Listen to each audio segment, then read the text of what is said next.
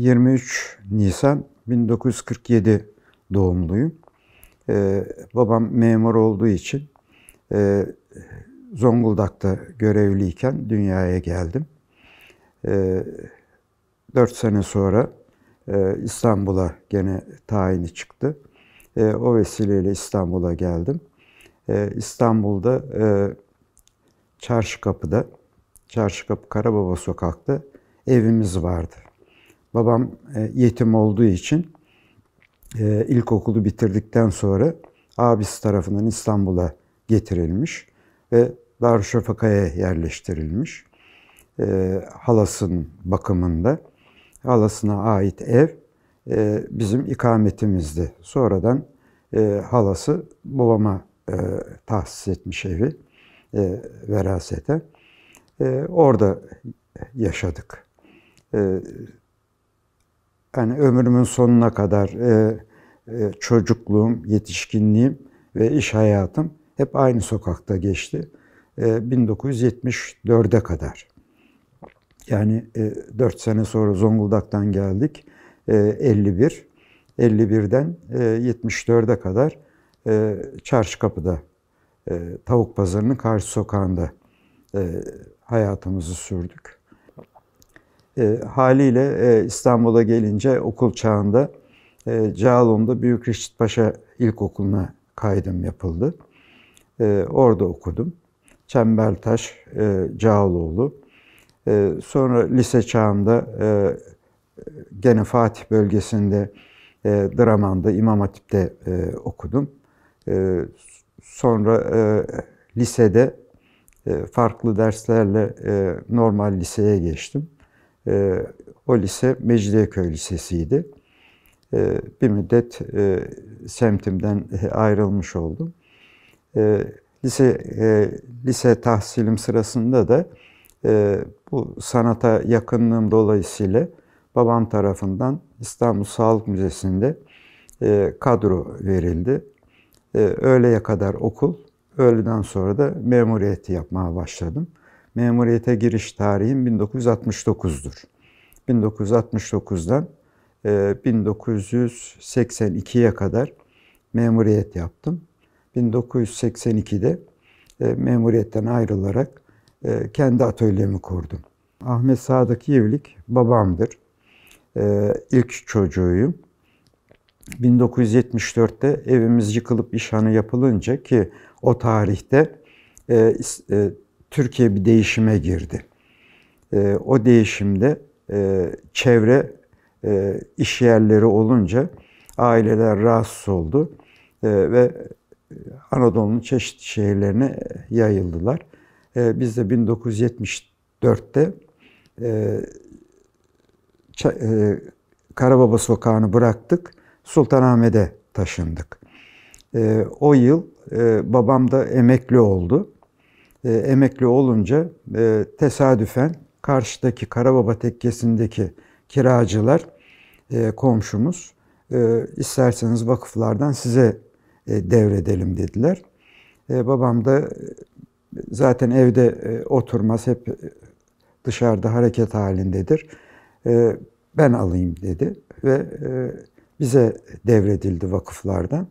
İkametgah olarak ve kiracı olarak orada babam faaliyetlerine başladı. Kitaplarını taşıdı, işte eşyayı döşedi ve hem Darüşşafaka'dan hem de memuriyetten arkadaşları, madem böyle bir imkan var burada, 110 metrekare bir alandı, 2 katlı. Bizler de buluşalım diye günler tayin ettiler. Bu günlerden biri Perşembe. Perşembe günleri Darüşşafaka'dan sınıf arkadaşları, memuriyetten çalışma arkadaşları zaman zaman gelerek sohbetlere başladılar. Sonra o sohbetler dini toplantılara dönüştü. Yani dini, sosyal, iki arkadaşın görüşebileceği her şey o Perşembe günleri öyle saat 12'den akşam 5'e kadar süren bir toplantı günü oldu. Sonra sanatçı çevre yıllar sonra madem böyle bir imkan var, burayı sanat toplantısında da kullanalım dediler. Çarşamba günleri, çarşamba akşamları da sanat konusunda hocalar hem yaptıkları işleri anlatıyorlardı hem de yaptıkları işin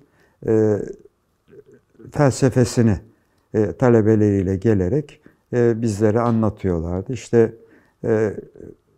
Hikmet Barutçugil buna öncü olmuştu. Ebru konusunda.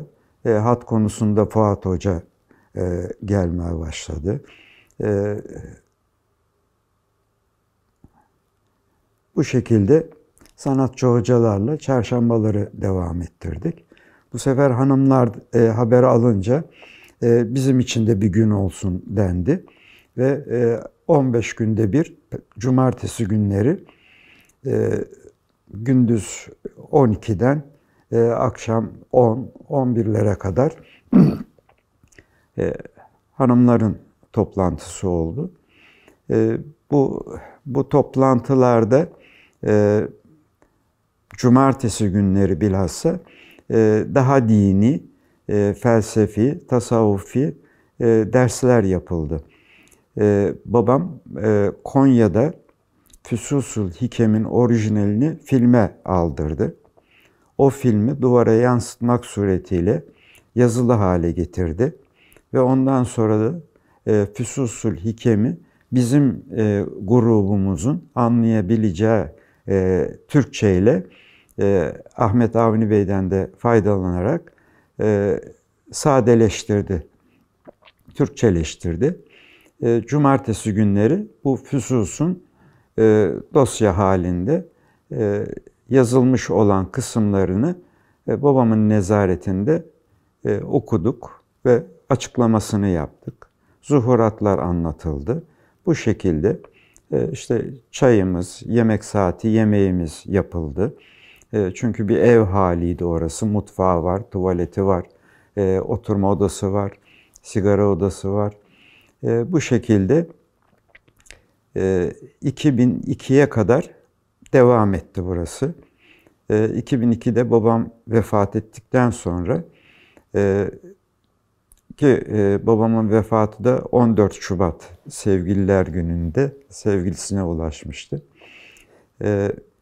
2002'den sonra 2002'ye kadar 1982'de ben memuriyetten ayrılınca evinde sanatımı ve işlerimi yapıyordum. 82'de ayrıldıktan sonra Karababa'da da yer olduğunu babam söyledi. Ve orada alt katta ben atölyemi kurdum. Babam üst katta misafirleriyle ve kendi haliyle çalışmaya başladı.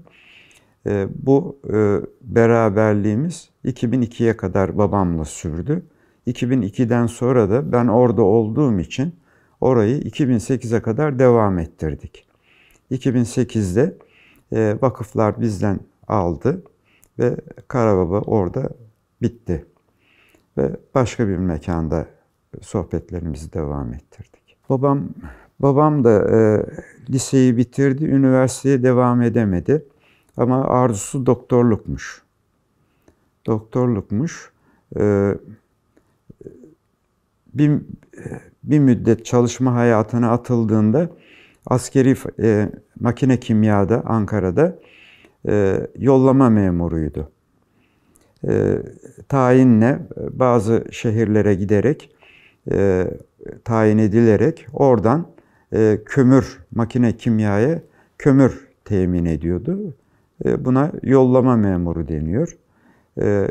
Adapazarı'nda bir müddet görev yapmış, Zonguldak'ta yapmış, Zeytinburnu'nda yapmış askeri fabrikada.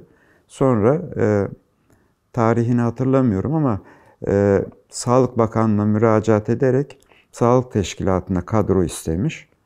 O zaman bir tanıdık vardı Ankara'da. Onun vasıtasıyla İstanbul Sağlık Müdürlüğü'ne maaş muhtemeli olarak göreve başladı. Personelin maaşlarını hesaplayıp Merkez Bankası'ndan alıp şahıslara tevdi etmekti vazifesi. Yani gelen kişiler sanatçı oluyor, sanatını anlatıyordu, sohbet sanatla devam ediyordu. Müzisyenler geliyordu, bir müzik erbabı geliyordu. O arkadaşlarını getirmek suretiyle musiki icra ediliyordu. Konuşmak isteyen parmağını kaldırıp konuşmasını yapıyordu. Bu şekilde çeşitli çevrelerden insanlar geliyorlar ve deşarj olarak mutlu bir vaziyette ayrılıyorlardı. Hafızam biraz zayıf, pek hatırlamıyorum ama Hikmet Bey, Fuat Hoca, Hattat arkadaşlardan gelenler oluyordu. Evet, tanınmış kişilerden de gelenler oluyordu.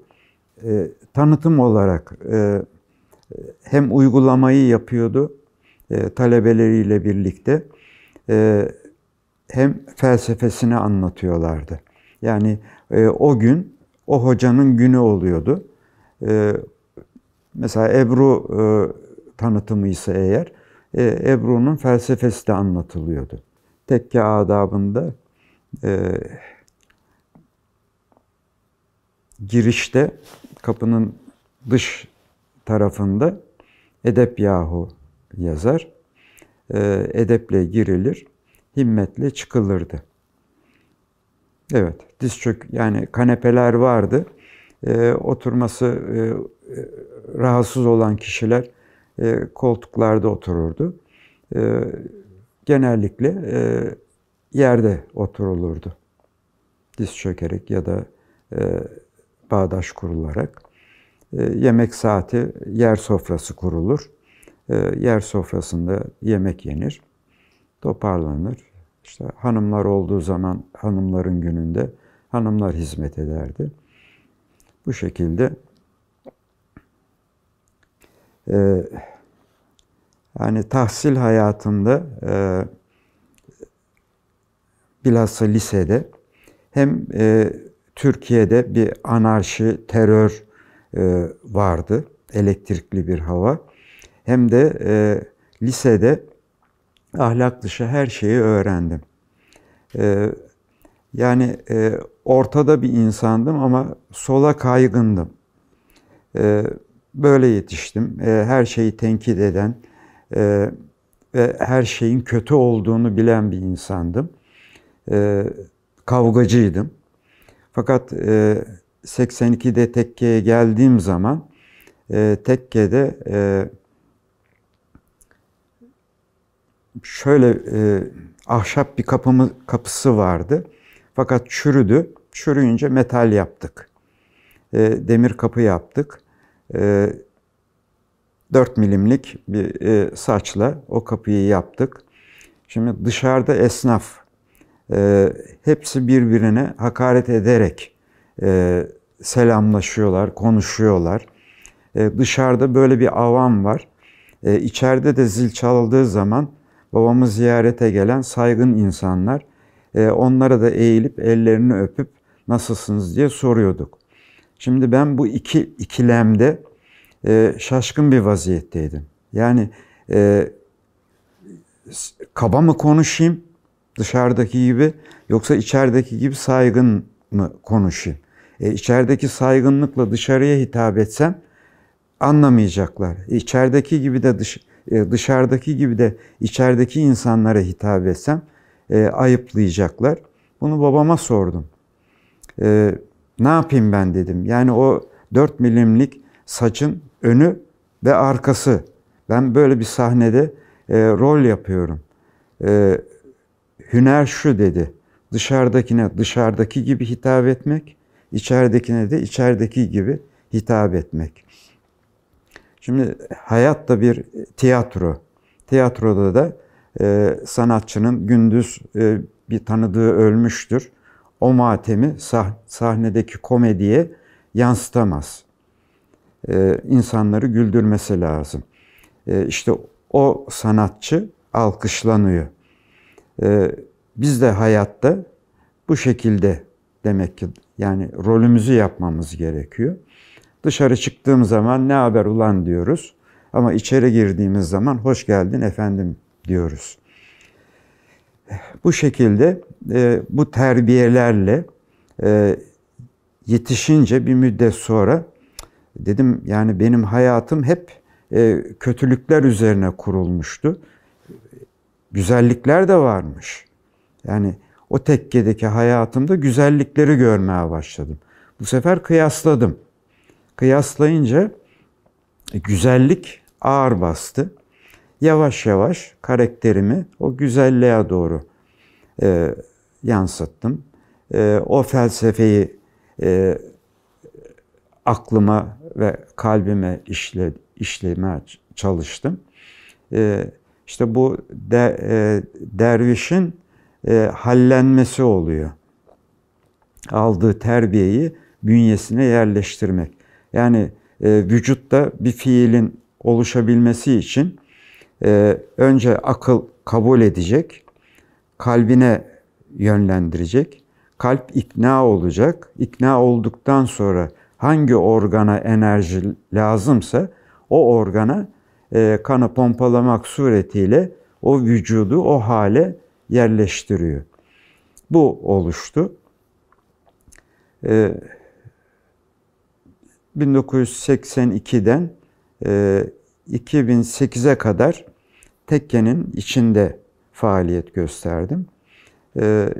Sanatımı da aldığım bu güzelliklerle yansıttım. Şimdi bunu sanatımda da felsefeyi uyguluyorum. Çünkü güzel bir şey yapmanız için güzel insan olmanız lazım. Önce insan üzerinde duruyorum. Yani insanı işliyorum. Ondan sonra işlediğim insana git yap diyorum. Anladıysa eğer iyi bir insan olmuş. Çünkü yaptığı şey güzel, beğeniyorum. Evet, Fatih'te Tavuk Pazarı'nın karşı sokağında Karababa Türbe Sokak'ta ikametimiz. İlkokulum Cağaloğlu'nda, Büyük Reşit Paşa'da. Lise ortaokul hayatım Çarşamba'da. Lise hayatım Mecidiyeköy'de. Ve ondan sonra iş hayatım Sultanahmet'te oldu. 1982'ye kadar memuriyetimi devam ettirdim. O memuriyetim sırasında sanatla alakalı olduğum için sanatla ilgili bir sağlık kurumunda vazifeye başladım. Orada ayniyat saymanı, depo memuru ve büro memuru olarak vazife yaptım büroda. Boş zamanlarımda atölyedeki aletleri kullanmak suretiyle sanatımın altyapısını yaptım. Sonra da işte beni teşvik edici bazı ek işler vardı. O ek işleri yapmaya başladım. Sonra 82'de memuriyetten kazandığımla ticaretten kazandığımı kıyasladığımda çalıştığınız zaman daha fazla kazanıyorsunuz. İstifa ederek Karababa Tekkesi'nde atölyemi kurdum. Orada 1995'e kadar merdiven altı tarzı diyelim öğrenmiş olduğum şeyleri uygulamaya başladım. 1995'te de Habitat'la sanat camiasına açıldım. Çarşıkapı'da oturduğumuz ev 2,5 katlıydı. Girişi geniş bir hol. Yani eski tarz, eski İstanbul eviydi. Kâgirdi. Kapıdan girince geniş bir avlu. Sol tarafında karşıda tuvalet. Sağ tarafta alt katın odaları. Birkaç basamakla çıkardı.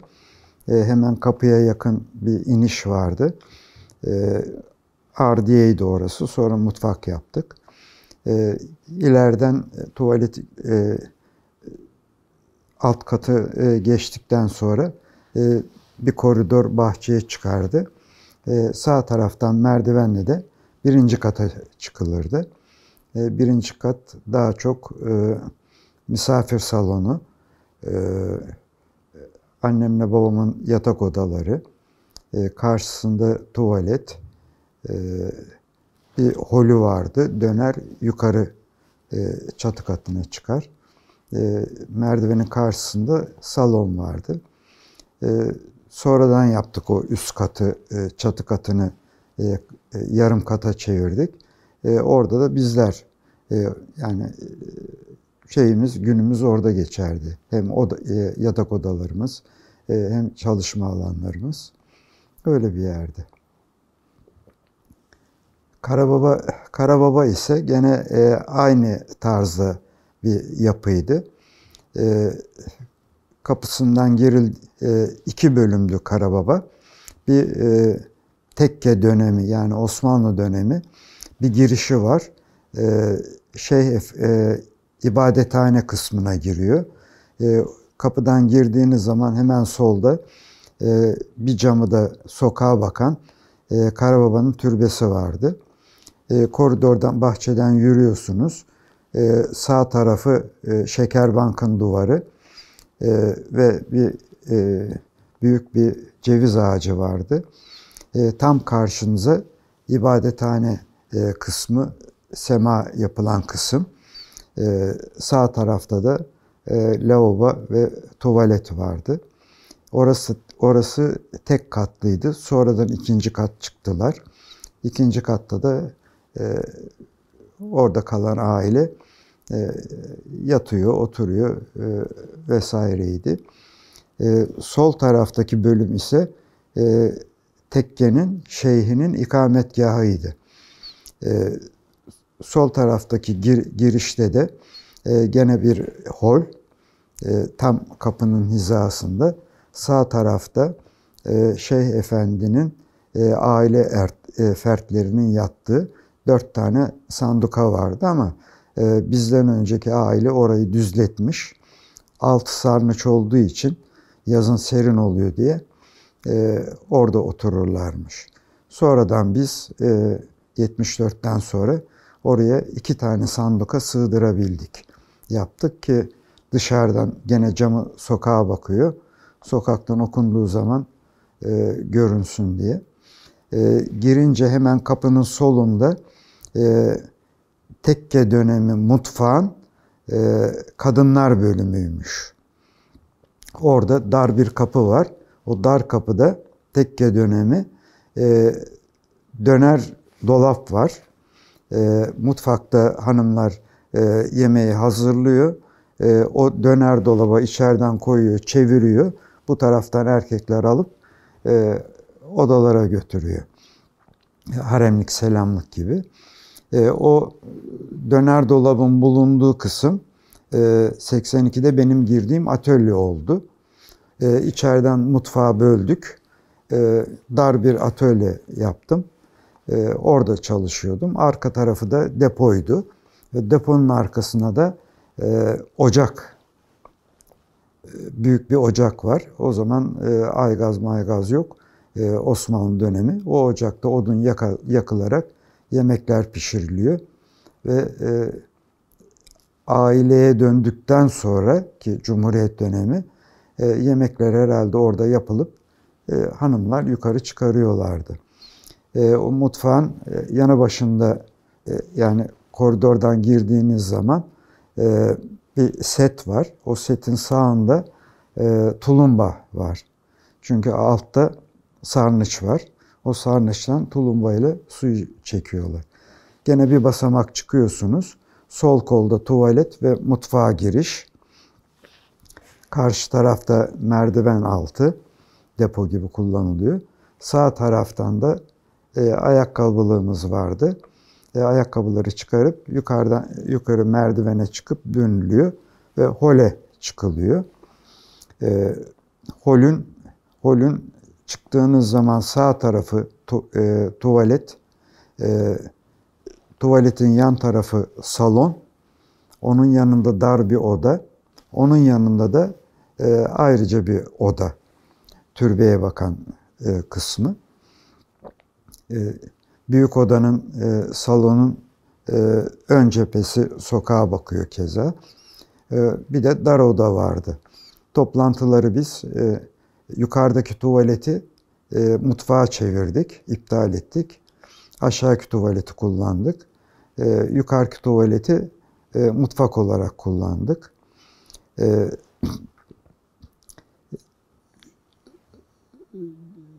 Salona girişin hemen sağ tarafında da çatıya çıkan merdiven vardı. Dar bir kapı. Salona giriliyor. Toplantılar salonda yapılıyordu.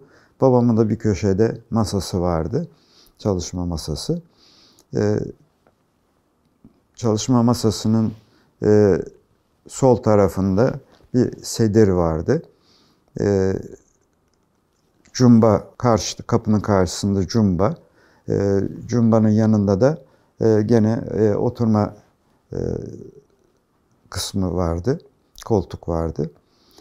Yan taraftaki dar oda kütüphane olarak kullanıyorduk.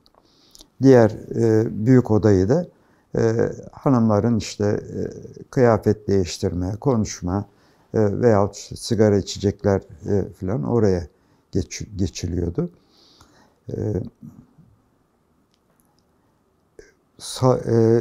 Salon kısmına girişte dışta Edep Yahu yazıyor. Çıkışta da teslimiyet yazıyor. Yani edeple girersen teslimiyetle çıkacaksın. Tenkit yapmayacaksın. Ne öğrendiysen uygulayacaksın. Yok bana uymuyor, yok şöyle, yok böyle, yok. Buna hani şey diyorlar, bugünkü karşılığı hani sabit fikir. Aslında öyle değil. Çünkü bizim aklımız, bizden tecrübeli insanların bize verdiği bilgi, bizim tecrübemizden dolayı bizim aklımıza sığmayabilir. Ama onların tecrübesiyle onların aklı bizden daha üstündür. Onun için körü körüne itaat edilir. Ondan sonra, yetiştikten sonra, o tecrübeye sahip olduktan sonra kendinize göre bir yola karar verirsiniz. Kur'an'da da yani bizim inancımız körü körüne itaattır. Benim aklıma uymuyor diyemeyiz. Mesela şimdi aklıma geldi. Hadis galiba, çatlak kaptan yiyip içmeyin diyor. Zira öyle varlıklar görüyorum ki diyor, sizi yutmak için ağzını açmış, bekliyor diyor. Bunu hadi canım diye bugün şey yaparlar, kabul etmezler. Ama mikroskop bulunduktan sonra o mikropları gördü. Demek ki peygamberin görüşü, aklı ne kadar teknolojiye uygunmuş ki bizim gözümüzle baktığı gibi görmemiş. Onun için bizde inkar yoktur. Yani körü körüne teslimiyetçilik vardır. Ondan sonra tecrübeyle onu kendi bilgimiz dahilinde kullanırız. Evet, Karababa da böyle. Karababa'nın işte toplantıları, belli günleri vardı ama ben sabah 9'da gelirdim. Oranın hem bakımını hem temizliğini, toplantı sonrası temizliğini yapardım. Babam da 11'e 12'ye doğru gelir. O da yukarıda kendi meşguliyetiyle meşgul olurdu. Mesela eski kitapların ciltlerini onarırdı. Fasikülleri cilt haline getirirdi. Öyle abdest arası çizimler yapardı. Toplantı günlerinin ertesinde de ben temizliğini yapardım. Mesela Perşembe günleri toplantı bittikten sonra temizliği yapardım. Ondan sonra eve giderdim. Çarşamba günleri gene öyle. Ertesi günü Perşembe sabahı yapardım. Cumartesi günleri de pazar günleri gidip temizliğini yapardım.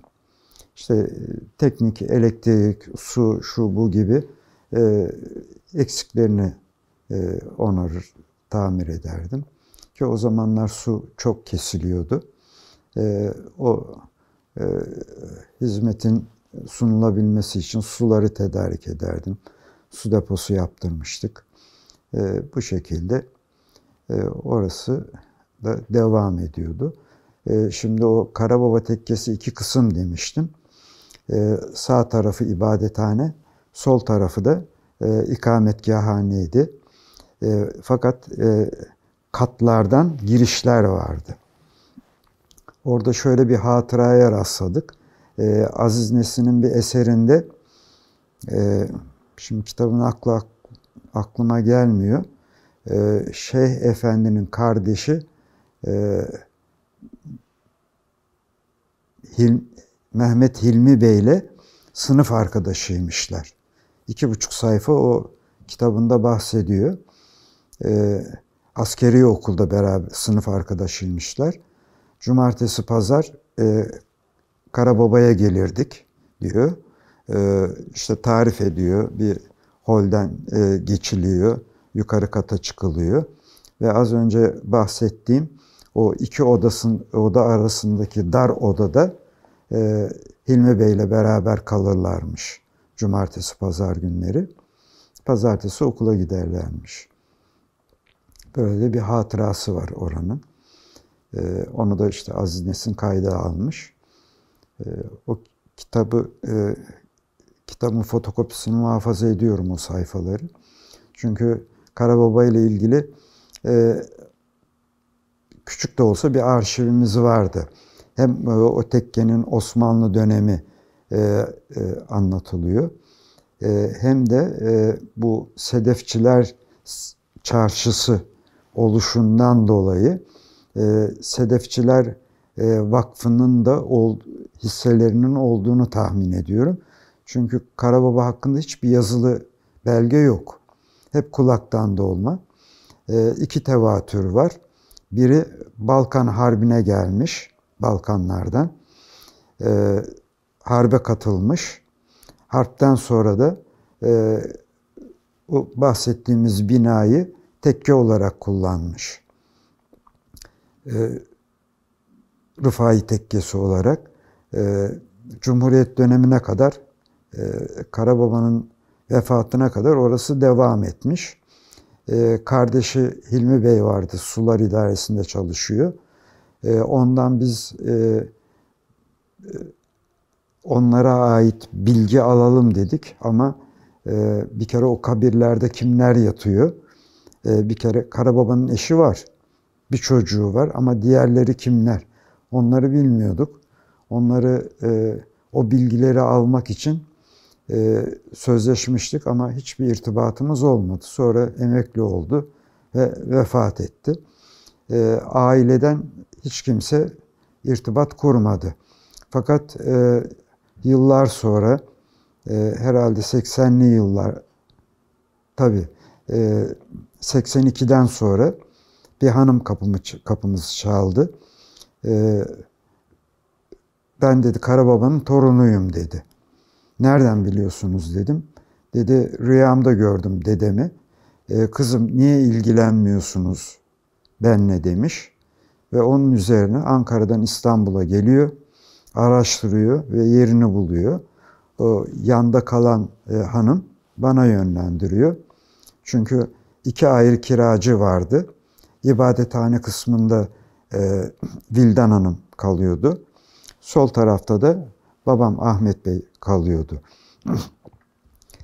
O hanımla işte tanıştık. Şöyle söyledi. Ben dedi yani durumum müsait dedi. Ankara'da oturuyorum. Madem siz burada bu kadar kalıyorsunuz, hizmet ediyorsunuz. Hizmetinize devam edin. Bana ait olanları da ben üstleneyim dedi. Peki dedik. Ondan sonra o döndü. Döndükten sonra telefon konuşmalarımızda vakıflarla istişare ettim. Vakıflar dedi veraseti, Karababa Tekkesi'nin verasetini alabilmesi için kimliğini ispat etmesi lazım dediler. Aynı bilgiyi hanıma verdim. Hanım da bir avukata verdi ve kimliklerini İzmir'den İstanbul'a kayıt geldi ve İstanbul'da Mimar Hayrettin'de. Ama ondan sonra savsaklandı. Ben sık sık aradım hanımı. Dedi torun bakıyorum, şey yapamıyorum. Oğlum ilgilenecek dedi. Oğlu bir iş adamıymış. Oğluyla irtibat kurduk ama o da ilgilenmedi. O da öyle kaldı. Gelelim Kıztaşı'ndaki evimize. Kıztaşı'nda Dolap Caddesi'nde numarası galiba 6 mıydı bilemiyorum. 6 mıydı 8 miydi? Zemin katta bir daire bulduk. Oraya da Kıztaşı'na da 74'ten sonra 78'de filan herhalde Sultanahmet'ten geldik. Çünkü ben askerdim. Sultanahmet'e geldim ama Kıztaşı'na terhis olduktan sonra geldim. Kıztaşı'nda da zemin kattaydı. Ön tarafı sokağın altında, arka tarafı bahçe katıydı. Hemen girince kapıdan alt katta karşıda salon vardı, caddeye bakar. Koridor hemen sola döndüğünüzde sağ tarafta mutfağımız vardı. Mutfağın bir balkonu. Mutfağın karşısında tuvalet vardı. Koridoru yürüdüğünüz zaman solda bir oda, küçük oda. Hava boşluğuna bakıyor. Daha ileri gittiğinizde sağda bir karanlık oda vardı. O da boşluğa bakıyor. Koridorun sonunda solda annemle babamın yatak odaları, tam karşı odada bahçeye bakıyordu. Balkonlu. Orası oturma odamızdı. Çocukluğumuzda bizim sokak kültürümüz vardı. Çarşı kapıda oturduğumuzda sokağın durumu şöyleydi. Ana caddeden, bugün tramvayın çalıştığı caddeden giriyorsunuz. Sokağın başlangıcında sol tarafta Çakır Apartmanı vardı. Çakır Apartmanı Eskişehirli zengin Süleyman Çakır'ın yaptığı ve onların orada Eskişehir'de oturuyorlar. Onlar yapmışlar. Kiraya vermişler.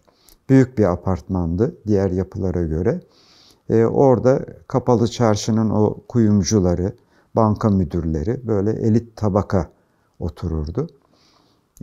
Benim de okuldan arkadaşımın babası kuyumcuydu Kapalı Çarşı'da. Onlar oturuyordu. Abisiyle daha çok arkadaştık. O apartmanın karşı tarafında şimdi Şekerbank var. Bu Şekerbank'tan önce 70'li yıllarda Buğday Bankası'ydı ve İstanbul'da ilk soyulan bankaydı. Bankadan önce de Cumhuriyet'in ilk dönemleri Diyarbakır Kıraathanesi'ymiş. Ondan önce de Karababa Tekkesi'nin müştemilatındanmış. Fakat o Tek Parti dönemi vakıflar satmış, kıraathane yapılmış. Ondan sonra da Buğday Bankası ve Şekerbank olarak bugüne kadar geldi. Sokağa devam ettiğimizde Çakır'ın apartmanının altında komşumuz Cemal Beyler kalıyorlardı. Erzincanlı bir aile. Onların yanında da bizim evimiz vardı. Yani sokağa girişte solda 3. bina oluyordu. Bizim evimizin karşısı da tekkenin Şeyh Efendi'nin ikametgahıydı. Cemal Beylerin kaldığı binanın karşısı da ibadethane kısmıydı. Ondan sonra İşte bizden sonra bir terzi vardı. Şimdi Akpolatlar var. 2 binayı aldılar. Ayakkabı toptancılığı yapıyor. Tekkenin bitiminde Kığılıların apartmanı vardı. Bu Yahya Kığılılar filan orada kalırlardı. Abisi filan. Kığılılarda da şöyle bir bilgi var. Kığılı apartmanı var. Sokak bitiyor. Yani Şekerbank, tekke, Kığılı apartmanı, sokak bitiyor ve sağa dönüyor. Döndüğünüz zaman apartmanın yan tarafı da Kığılılarındı. Bugün Kığılı Pasajı. Kığılı apartmanın arka tarafı bugün Kığılı Pasajı. Pasajdan önce orası da Kığılıların babası Hacı Fahri'ydi. Malatyalı, Malatya Kığılılar. O Kığılı apartmanın arka tarafı Hacı Fahri Efendi'ye aitti. Orayı yani caddeye kadar, sokaktan caddeye kadar devam eden bir bütünlük. Bahçeli, hayal meyal hatırlıyorum. Orada Kur'an dersi verirmiş. Kendisi de ismi şuradan geliyor. Atikali cadde üzerindeki Atikali Camii'nin imamlığını yapıyordu Fahri olarak. Gördüm. Yani kendisini gördüm. Hayal meyal hatırlıyorum. Sakallıydı, yapılıydı. Sonra vefatından sonra çocukları, varisleri Hacı Fahri Efendi'ye ait olan kısmı işhanı yaptılar. Ve ayakkabı piyasasının mezatı oldu orası. Ondan sonra işte o çevre dağıldı. Çünkü ayakkabı mezatı, bütün ayakkabıcılar o civara yoğunlaştı, atölyeler. Tabii aileler rahatsız oldu. Rahatsız olunca aileler taşındı. Fakat Kığılı ilk yapıldığında yapılacağı zaman oraya şantiye şefi olarak köyden bir aileyi getirdiler. Siz burada oturun, kira istemiyoruz. Buranın bakımını, inşaatın takibini, pasaj olduktan sonra da işte oranın yönetimini üstlenirsiniz dediler. Tabii bu aile gelince buraya diğer aile fertlerini de davet etti. Davet edince tabii ayakkabı piyasası da olunca boşalan yerleri bunlar almaya başladı. Bu şekilde o muhit Malatyalıların semti oldu. Taş'tı, Çemberlitaş, Beyazıt'a kadar Malatyalılardı. Tabii orada bir yani 74'ten sonra Türkiye'de büyük bir değişim oldu. Köyler şehirlere akın etti. Çünkü bazı siyasi kanunlar çıkarıldı. Sendikalaşmalar başlayınca çalışmak için İstanbul'a gelenler bu şekilde kurtarılmış bölgeler meydana getirdiler. Mesela Çarşıkapı, Çemberlitaş, Malatyalılar, Beyazıt, Mardinliler, Laleli, Diyarbakırlılar bu şekilde parsellediler ve kazanç amaç olduğu için suistimal işler, yani karanlık işler de olmaya başladı. Mesela kapkaççılık çok gelişmişti o bölgede. Çünkü turist geliyordu, iş muhitiydi. Bu şekilde mafya tarzına dönüştü.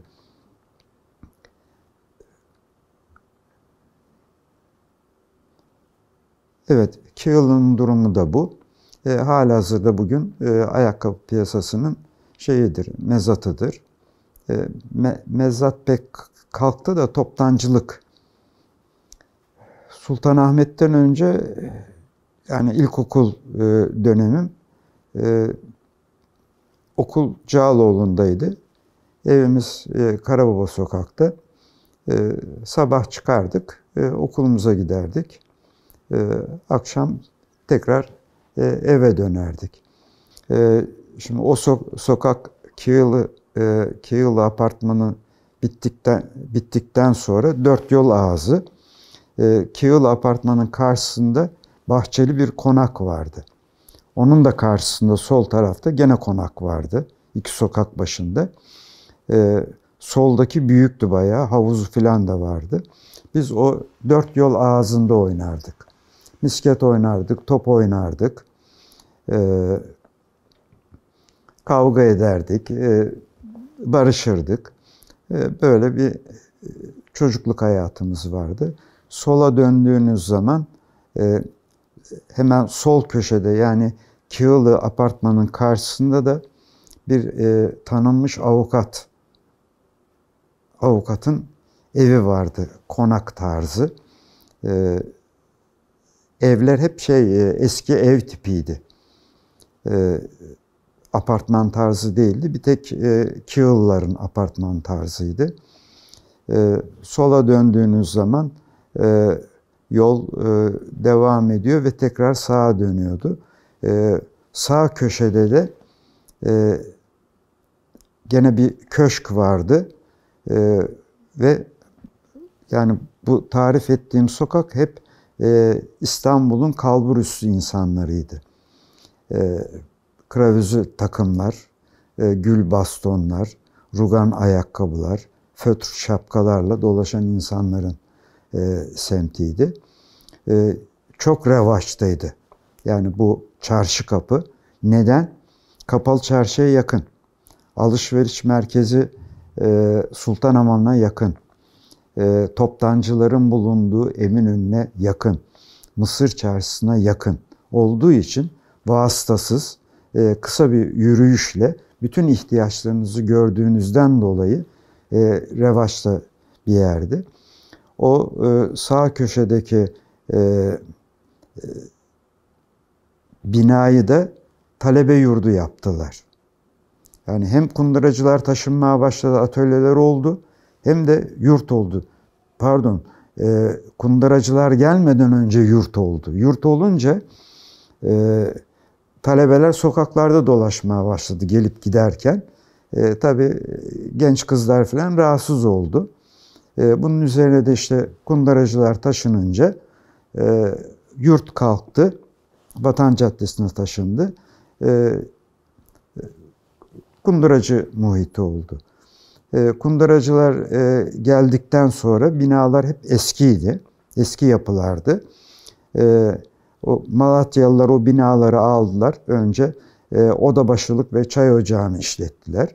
Ondan sonra giden ailelerden tabii kazançları artınca ailelerden satın aldılar binaları. Satın aldıktan sonra Suriçi her istediğinizi yapamıyorsunuz. Ne diyorlar ona, şehir planlamasında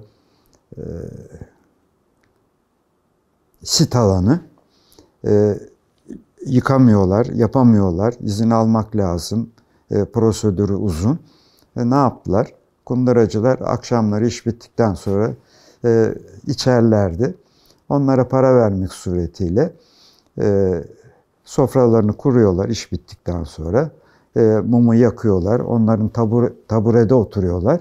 Masalarda standart dışı küçük masalar. Mumu yakıyorlar. Masaya yapıştırıyorlar. Yiyorlar, içiyorlar.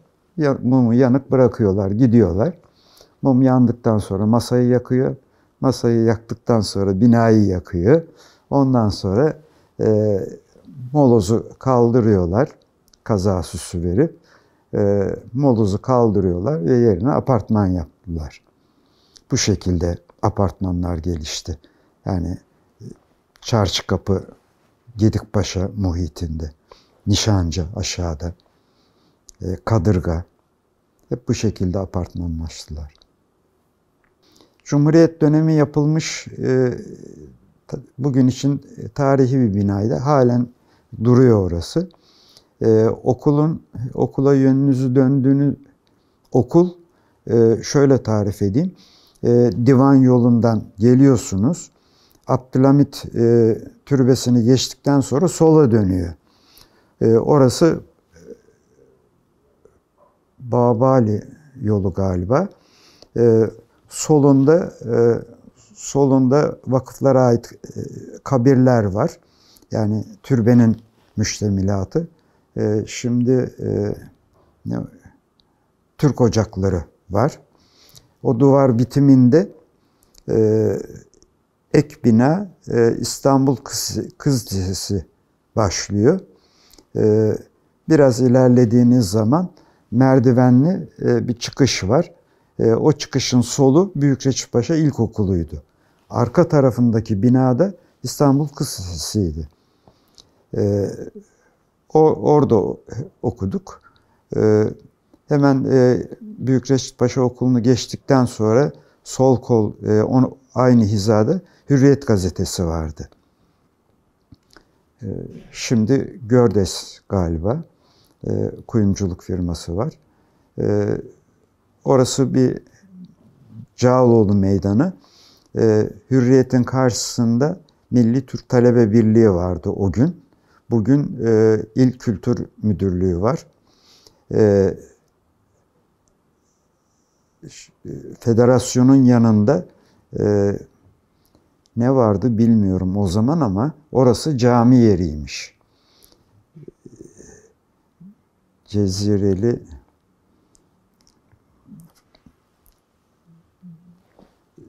bir cami yeriymiş. Orayı işte o dediğim gibi Cumhuriyet'in ilk yılı tek parti döneminde hep satıldı yerler. Çok ibadethane yerleri. Sonradan işte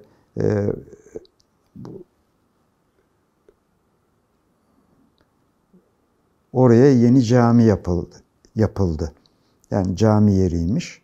Ve camiyi yaptılar. Cezire Camii. O var o meydanın sağ tarafında. Caminin bitiminde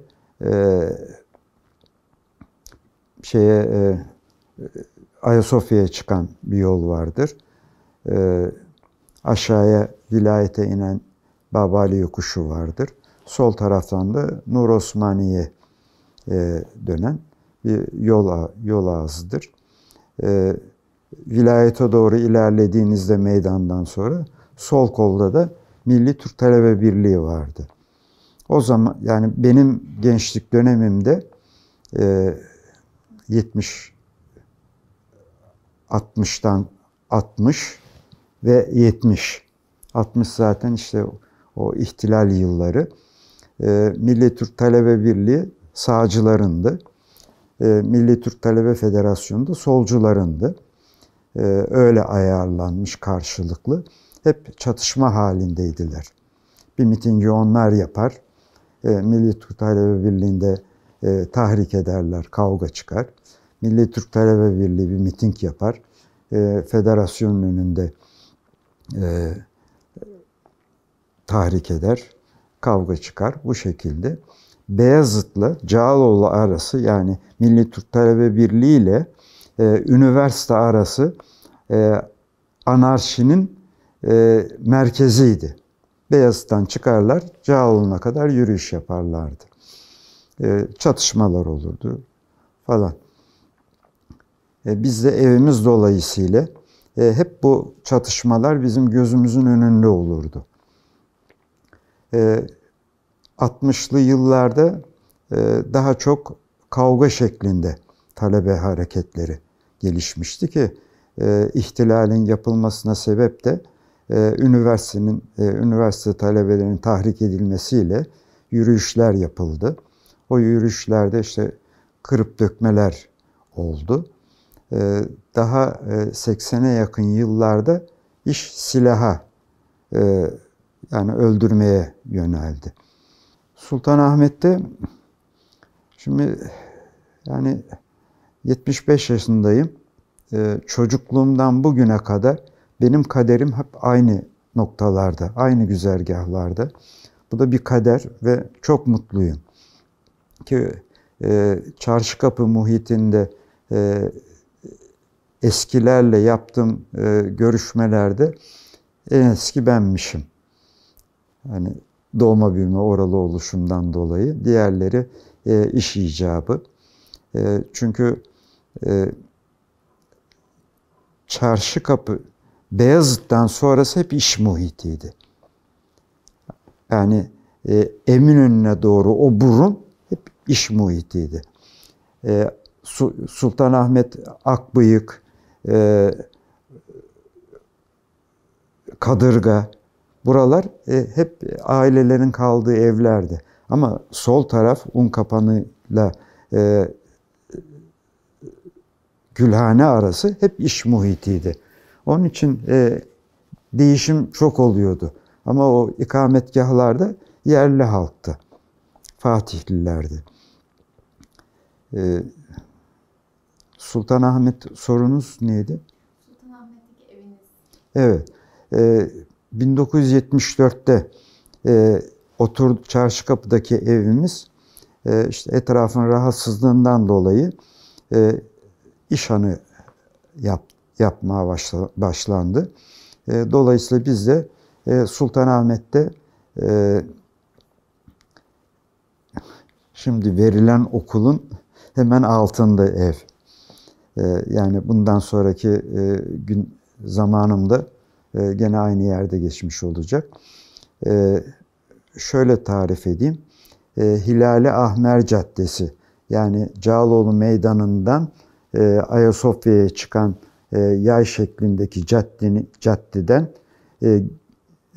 Cağaloğlu'na doğru kestirmeden yürüdüğünüzde o sokak Çatalçeşme Sokak'tı. O Çatalçeşme Sokak üzerinde Meriçli Apartmanı'nı da ikinci katıydı galiba, kiraladık. Ben Çarşıkapı'dan askere gittim. Ben askerdeyken taşınmışlar. Sonra izinli geldiğimde orayı gördüm. Evimize yakın kitap evleri vardı orada. O muhit, basım evleri muhiti. İki üstümüzde de Abdullah Işıklar Kitabevi vardı. Abdullah Bey kendi adına kitaplar basardı ve kalburüstü insanların uğrak yeri olan bir dükkandı, bir sohbet yeriydi. Kendisi zaten gazeteci, adliye muhabiriymiş galiba. Sonradan kitap evini işletmeye başlamış. Babamla tanışıyorlar evveliyattan. Yakında olunca daha sık temasları oluyordu. Cuma günü Abdullah Bey öğleden önce piyasa tahsilatı için piyasaya giderdi. Babam da onun yerine beklerdi atölyede, dükkanda. Dolayısıyla Abdullah Bey'in çevresini de tanımış oldu. O sokağın durumu da böyle. Cağaloğlu'na doğru çıkarken sağ köşede bir cami vardı. Sol taraftan divan yoluna çıkar. Doğru yürüdüğünüzde de Abdülhamit Türbesi'ne çıkar. Orası da bu şekildeydi. İkinci katta uzun koridorlu bir binaydı. Şimdi hayal meyal, yani arka taraftaki balkonlu odayı hatırlıyorum. Aileler arasında pek yoktu. Komşular arasında yoktu. Mesela karşımızda Nazmiye Hanım vardı. Onlarla irtibatımız vardı. Öğretmendiler. Kocası da iş sahibiydi. Gündüzleri bulunmuyorlardı zaten. Kız kardeşi vardı Nazmiye Hanım'ın. O da öğretmendi. Onun büyütme olarak aldığı bir kız çocuğu vardı. Binanın neresinde kalıyorlardı bilmiyorum ama ablasıyla beraber o kız çocuğunla beraber kalıyorlardı. O muhiti terk ettikten yıllar sonra bir vesileyle Nazmiye Hanım'ın kız kardeşinin büyüttüğü kızla tanıştık. Bu medya ortamıyla halihazırda işte o hatıralarını tekrar yaşamak için Almanya'dan gelmiş, İznik'e yerleşmiş. O Karababa'yı biz talep etmiştik. Cumhurbaşkanı verecekti fakat sonradan başkasına verildi 2008'den sonra. Bugün işte bize verilmesi için çok çabalar sarf etti. O vesileyle tanıştık tekrar. Mesela Çakır Apartmanı'nda oturanlarla ancak sokakta selamlaşırdı annemiz, babamız. Biz çocuklarıyla oynardık. Sol tarafımızda bizim Mehmet Usta vardı, terzi. Bizlerle ilgilenirdi. Şey yapardık yani onunla konuşur ederdik. O mahallenin çoğunu tanırdı. Kığılı Apartmanı'nın altında köpeğinin adı Jolly olan, tüylü bir köpeği olan bir şoför vardı.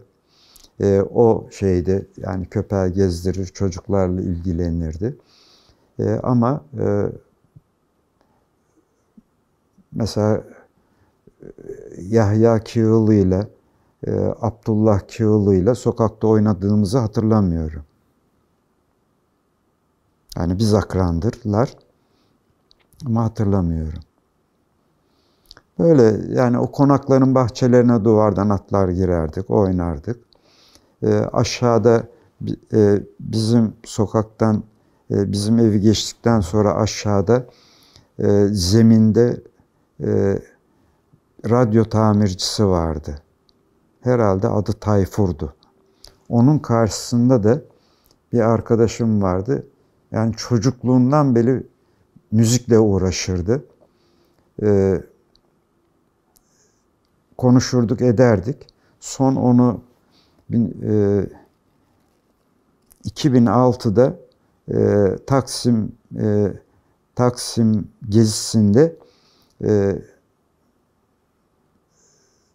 Altın Eller, Kültür Bakanlığı Altın Eller Festivali yapmıştı. Orada gezerken o arkadaşımla tanıştık. Ve hala müzikle uğraşıyormuş. Adını hatırlayamayacağım. Belki rehberde vardır. Adını hatırlayamayacağım. O da tünelde halen müzikle uğraşıyormuş. Orada annem babam Dolap Caddesi'ndeydiler. Sonra Beşiktaş'tan kız kardeşim tekrar Kıztaşı'na taşındı. Yani ara sokaklarda oturuyor, Ocaklı sokakta oturuyordu onlar. Ama yakınlardı.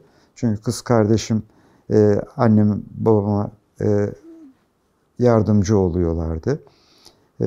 Sonra yakın tarihlerde işte yani 20 sene falan önce küçük kız kardeşim Ayşe de Kıztaşı'na geldi.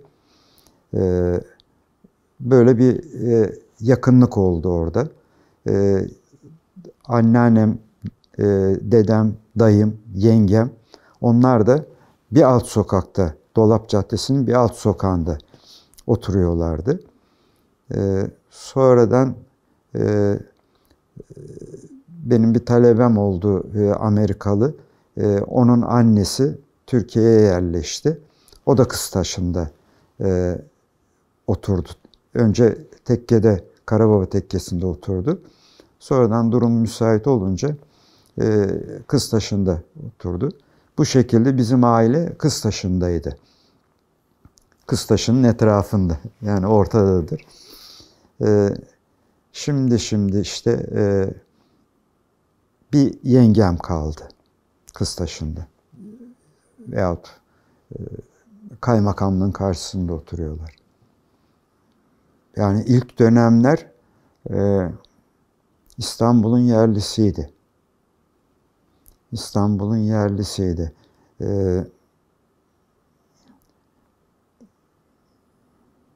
Ama Anadolu'dan da İstanbul'un harici de vardı. Mesela Mehmet Usta Malatyalıydı. O avukat bey İstanbulluydu. Köşede binaları bulunan. O konaklar, onlar yerlisidir İstanbul'un. Gayrimüslimler daha çok Gedikpaşa tarafında. Yani İstanbul fethedildikten sonra Fatih Sultan Mehmet azınlıklara ne isterseniz yapın, bize dokunmayın. Yani siyasi işlere karışmayın. Dininizi, örfünüzü, ibadetinizi, yaşamınızı istediğiniz gibi yapın demiş. Onlara muhitler vermiş, semtler vermiş. Gedikpaşa'ya Ermenileri, Balat civarına Rumları, Kuledibine Galata'ya Yahudileri yerleştirmiş. Ve onları Osmanlı kendi kültürüyle zorlamadan örnek olarak onları Osmanlı'ya alıştırmış. Amerika'da televizyon bir Ermeni vatandaşla röportaj yapmıştı. O adam ağlayarak anlatmıştı Osmanlı'yı. Yani o kadar memnunmuşlar ve o kültürü, bizim kültürümüzü o kadar sevmişler. Ama mecbur kaldım diyor, kaçmak mecburiyetinde kaldım diyor Amerika'ya. Çünkü yani 80 ihtilalinde azınlıkları kovdular resmen. Biz Bakırköy'de oturuyorduk. Karşımızda Ermeni kuyumcular vardı. Birkaç tane. Yani neyi varsa sattı, bavula koydu. Amerika'ya veyahut başka ülkeye kaçtı. Kaçırdılar, ittiler. Yani ben Çemberlitaş'ta atölyem vardı. Bakırköy'de oturuyorduk o 80'li yıllarda, ihtilalden önce. Trenle gidip geliyordum. Yeni mahalle Ermeni muhitiydi. Ve kuyumculuk hep Ermenilerin elindeydi. Ermeni ve Süryaniler. Onlar trenle hep koloni halinde dolaşırlardı. Neden? Çünkü ihtilalin altyapısını, azınlıkları tahrik etmekle, onlara baskı yapmakla yapmışlardı. Hükümlü olmuşlardı. Hep koloni halinde bir arada çıkarlar, işe gelirler, bir arada giderlerdi. Mesela hatırlıyorum, bir gün ellerinde uçan balon vardı. Bizim Türklerden biri onun balonunu patlattı tahrik etmek için. Ve kavga çıktı trende. Bunun gibi böyle altyapılar hazırladılar. Kuyum piyasası onların elindeydi. Muhit olarak, semt olarak yakın olduğumdan dolayı onlar sanatlarını öğretmiyorlardı. Yani bir Türk çırak almıyordu. Ermeni çırak alıyordu. Onu yetiştiriyordu. Onun için kuyum piyasası onların elindeydi. Fakat sonra işte bu kaçırdılar. Ondan sonra yavaş yavaş eleman bulamadıkları için Türkleri aldılar. Ve şimdi bize geçti. İlk hatırladığım şu 60 ihtilali. O zaman ortaokulda okuyordum. İhtilalde çok insanın, kamyon insanı öldürüldüğünü duydum. Ve merak ettim ki olaylara ben meraklıyımdır. yürüyerek Beyazıt'a geldim. O zaman Marmara Kıraathanesi var mıydı bilmiyorum. Bir fırın vardı. Tam üniversiteye bakan. O fırının önünde bakınıyorum böyle ortalık tenha. Kamyon geçecek mi, geçmeyecek mi? Yani hakikaten kamyon insan öldürülmüş. Çok şey yaptım, merak ettim ama hiçbir şey görmedim. Sonraları öğrendim ki ihtilallerde bu kadar, yani ne kadar çok insan ölürse o kadar önemli olduğu ortaya çıkıyormuş. Onu öğrenmiştim. Bir algı yapılmış yani o zaman. O zamanlar tenhaydı. Yani ihtilal olmuş ki ertesinde ortalığın o kadar tenha olduğunu gördüm. Sonra evime geldim. O zamanlar yani 60 ihtilaliydi. O yıllarda Beyazıt'tan tramvay yolundan Çemberlitaş'a doğru yürüdüğümüzde şimdiki tramvay yolunun arka tarafında bir sıra daha tek katlı binalar vardı. Orası pazar yeriydi. Şimdiki bulunan Kapalı Çarşı'ya ait olan dükkanlar ve onun önünde de bir dükkanlar vardı. Haliyle Yeniçeriler Caddesi daralıyordu. Otobüsler kalkardı oradan. O zaman burunlu otobüsler vardı. Tramvay da Edirne Kapı'dan Sirkeci'ye Veznecilerden gelir. Üniversitenin önünde büyük bir havuz vardı. O havuzun altından döner, o pazar yerinin önünden Sirkeci yönüne giderdi. Köhne binalardı tabii o zaman, şey gibi köy tarzında binalar. Bu Bizans'tan kalan taşlar o zaman daha şeydi, yani o takmış bütün bir halde. Ama kaidelerin üzerinde o taşlar orijinal haliyle duruyordu. Sonradan onları Yunanistan'a karşı yıktılar. Yani kaybetmeye çalıştılar. Sonra başka bir iktidar geldi. Onları tekrar gündeme getirdi filan. Şimdiki hali olmuş oldu. Evvelden daha bir bütün, orijinal bütünlüğü vardı.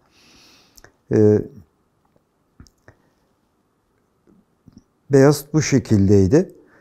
O pazar yerinin karşı tarafından aşağıya Nişancı'ya iner. Kumkapı Nişancı'ya. O caddeye Azak Yokuşu derlerdi. O Azak Yokuşu'na girdiğiniz zaman Ermeni evleri başlıyor. Sol tarafta, yani bugünkü ikinci sokağın köşesi, alt köşesi Azak sinemasıydı. O adayı işgal etmişti. Azak sineması, kapalı sinema. Yan tarafında da bahçe vardı. Orayı da açık sinema yaptılar. Akşamları aileler gelir orada film seyrederlerdi. Hatta yoğunluğu beslemek için ses sanatçıları da gelirdi. Azak sinemasının karşısında da, yani yolun sağ tarafında da jandarma dikim evi vardı. Orası da bir adayı işgal etmişti. Oradan aşağıya hep Ermeni evleri, sağlı sollu. Ta şeye kadar, Kumkapı'ya, o meyhanelerin bulunduğu meydana kadar iner orası. Orası öyleydi. Aşağıda o çocukluğumda meyhaneleri hatırlamıyorum. Ama orada sol tarafta, küçük meydanın sol tarafında küçük bir meyhane vardı. 2 katlı. bir zemini, bir üstü vardı. Dışarıda 2 tane büyük tahta fıçı. Daha yetişkinliğimde herhalde zengin tabaka eğlenmek için Sulukule'ye giderlerdi.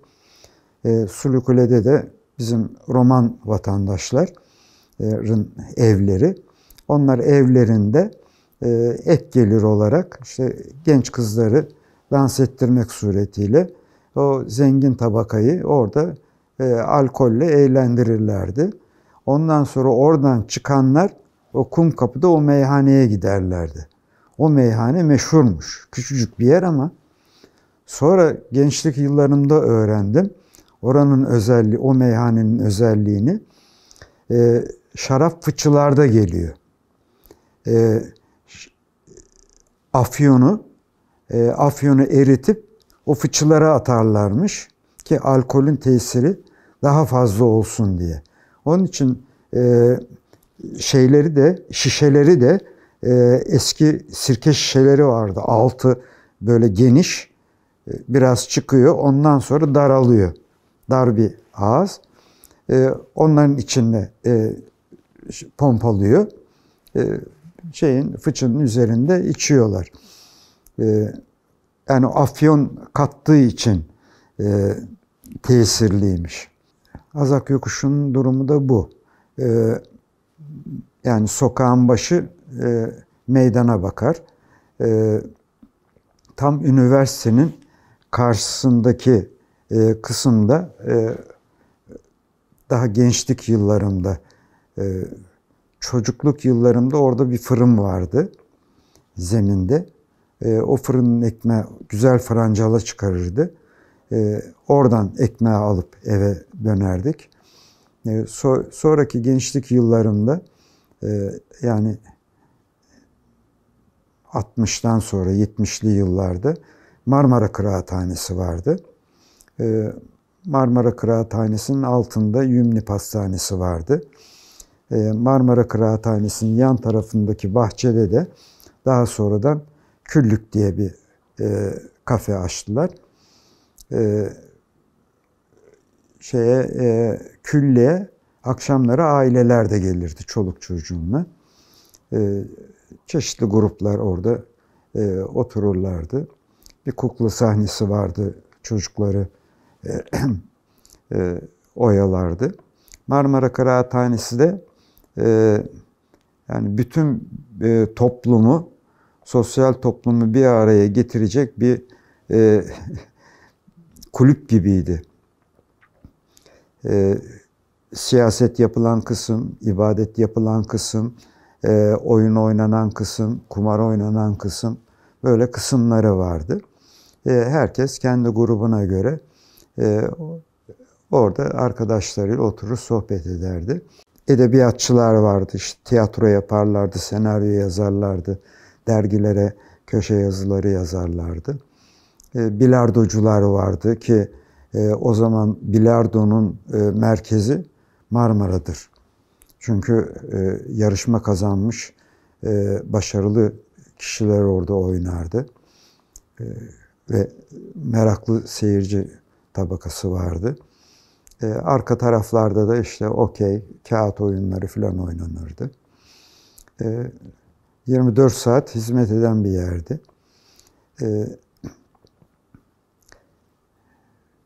Marmara Kıraathanesi'nin işletmesini Sefer Efendi, Yümni'nin sahibi yapıyordu. Sonra Sefer Efendi dini işlere daha çok ağırlık verdi. Yümni Laleli'ye taşındı. Sonra da işte Karagümrük tekkesinde vazifeye başladı. Beyazıt Meydan'dan, o pazar yerinden Yeniçerilere girdiğiniz zaman dar yoldu. Sonra o Menderes döneminde İstanbul büyük bir atılımla açılıma girdi. O derme çatma binalar yıkıldı. İşte pazar yerindeki o tek sıra yıkıldı. Arka taraf restore edildi. Yeniçeriler Caddesi daracıktı girişte. Hatta iki tramvay öyle yan yana. Bu tramvaydan elini uzattığınız zaman bu arkadaşının omuzuna elinizi vurabiliyordunuz. Öyle dar bir yoldu. Veznecilerden gelişi de öyleydi. Yol daralıyor. Şimdi Beyazıt Meydanı'nda 60 ihtilalinde şey olarak, anıt olarak sivri, yeşil renkte bir heykel diktiler. Tam o şeye Marmara'nın önüne rastlıyor. Şimdi onu kaldırdılar oradan. Bir iktidar döneminde kaldırdılar. Şimdi Beyazıt Meydanı yeni yapılanmaya girdi. Onu orada bir köşede tutuyorlar. Bilemiyorum gene yerine koyarlar mı ki 60 ihtilalinin işaretidir o. Bir de o dar yola Beyazıt Meydanı'ndan Sultanahmet istikametine dar yola girdiğiniz zaman sağda medrese vardır. Sol kolda da İplik Cihan vardır. O sağ koldaki ne medresesi? Çorlulu Medresesi değil de adı aklıma gelmiyor. Ama bakıldığında medresenin ismi bilinir. Onun üst tepesinde 20 santime 20 santim bir taşa o ihtilalde orada ölmüş olan çocuğun ismi yazılı tarihiyle. O da kaldırılmadı. Bu işaret olarak orada. Bir şey Özpolat. İki tank yan yana Beyazıt Meydanı'na geliyor. Bir tanktan bir tanka atlarken düşüyor. Ve arkadan gelen tank eziyor onu. Devrim şehidiydi o zaman. Bir işarette Milli Türk Talebe Birliği'nin alt duvarında vardır. Öyle 3 işaret var 60 ihtilalinin. O meydandan Yeniçeriler Caddesi'ne girdiğiniz zaman yalnız tramvay çalışırdı. Başka nakil aracı otobüs de galiba çalışırdı. Ama Edirne Kapı Beşiktaş otobüsü Unkapanı'ndan çalışıyordu. Herhalde tramvay. Bu Yeniçeriler Caddesi'nde bu sağdaki medresenin karşısında Çorlulu Ali Paşa Medresesi ve onun karşı köşesinde bir sebil vardır. Yol devam ettiğinizde Gedikpaşa'ya giden sapma yol vardır. 2 tane çataldır. Biri Gedikpaşa Camisi'ne çıkar. Biri Gedikpaşa'nın içine çıkar. Gedikpaşa Camisi'ne çıkan sokağın karşısında Gedikpaşa Camii vardı. O caminin imamı Adapazarlı Köse Saim dedikleri Saim Hoca imamlığını yapıyordu ve güzel bir hattattı. Vefatından sonra kaybolduğunu vefatından sonra isminin kaybolduğunu ben biliyordum. Fakat Adapazarı'nda derslerde onu gündeme getirmişler. Özgeçmişiyle o belediyenin Sakarya Belediyesi'nin kültür merkezine asmışlar. Oradan öğrendim unutulmadığını. Gevrek bir sesi vardı, güzel bir sesti ve hattattı. Hatta babamla tanışmışlar. Karababa'ya da geldi. Yazdığı hat rastlamadım ben ama babamın arşivinde var mı yok mu bilmiyorum. O vardı. O Gedikpaşa Camii'nin bir alt paralel sokağında Gedikpaşa Hamamı vardı tarihi. O caddeyi de devam ettiğinizde Kadırga'ya Kumkapı'ya iner gene. Yani bütün Beyazıt istikametindeki yokuşlar hep Kumkapı'ya iner. Daha Yeniçeriler Caddesi'nde yürüdüğünüz zaman ki sokaklar Kadırga'ya iner. Sultanahmet'e yakın olanlar Kadırga'nın bitimi Liman Caddesi'ne iner. Oralarda hep eski haliyle muhafaza edilmiş yerler. Liman Caddesi. Fuat Hoca'nın atölyesi de o Liman Caddesi'nde medreseye yakın yerdedir. Evi de orada. Evet, biz caddeden yürüyecek olursak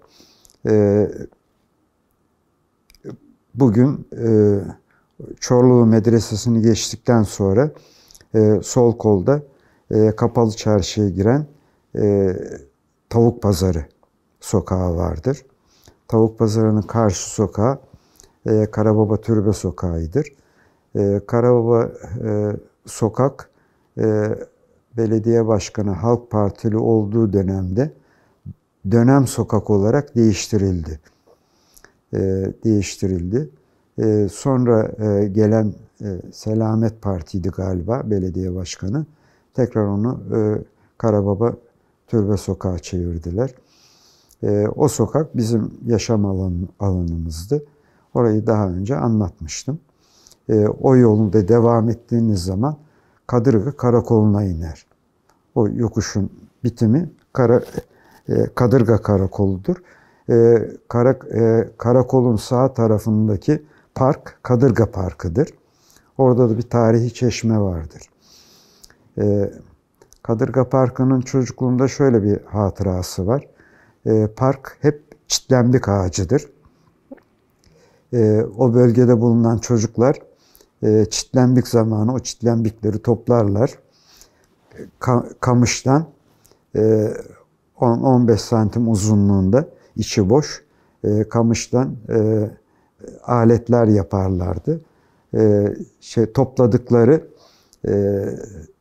meyveleri yerlerdi.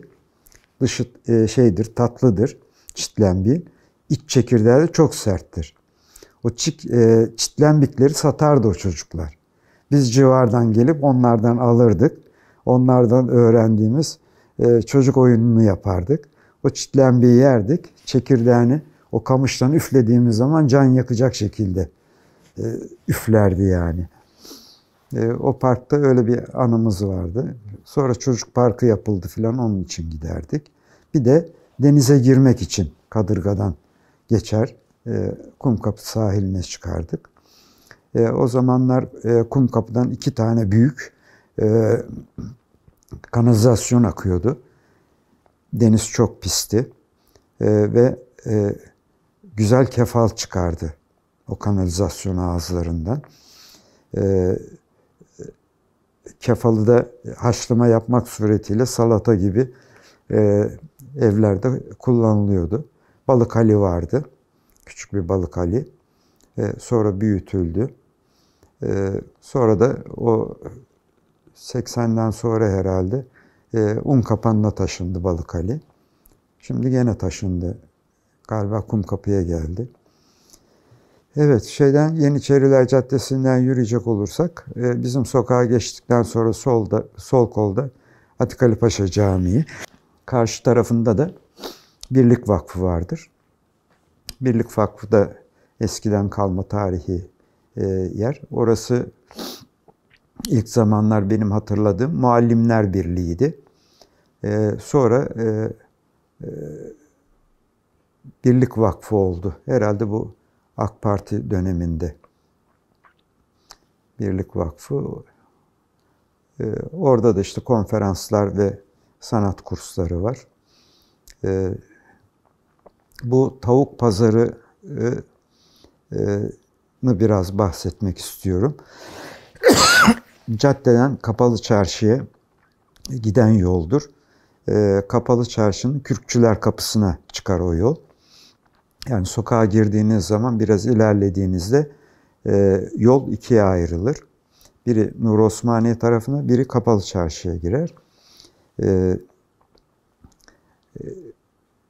Kürkçüler Kapısı'nda hep Kürk yiyecekler vardır. İşte boyunluklar, tilki kürkünden. Bu esnaf vardır.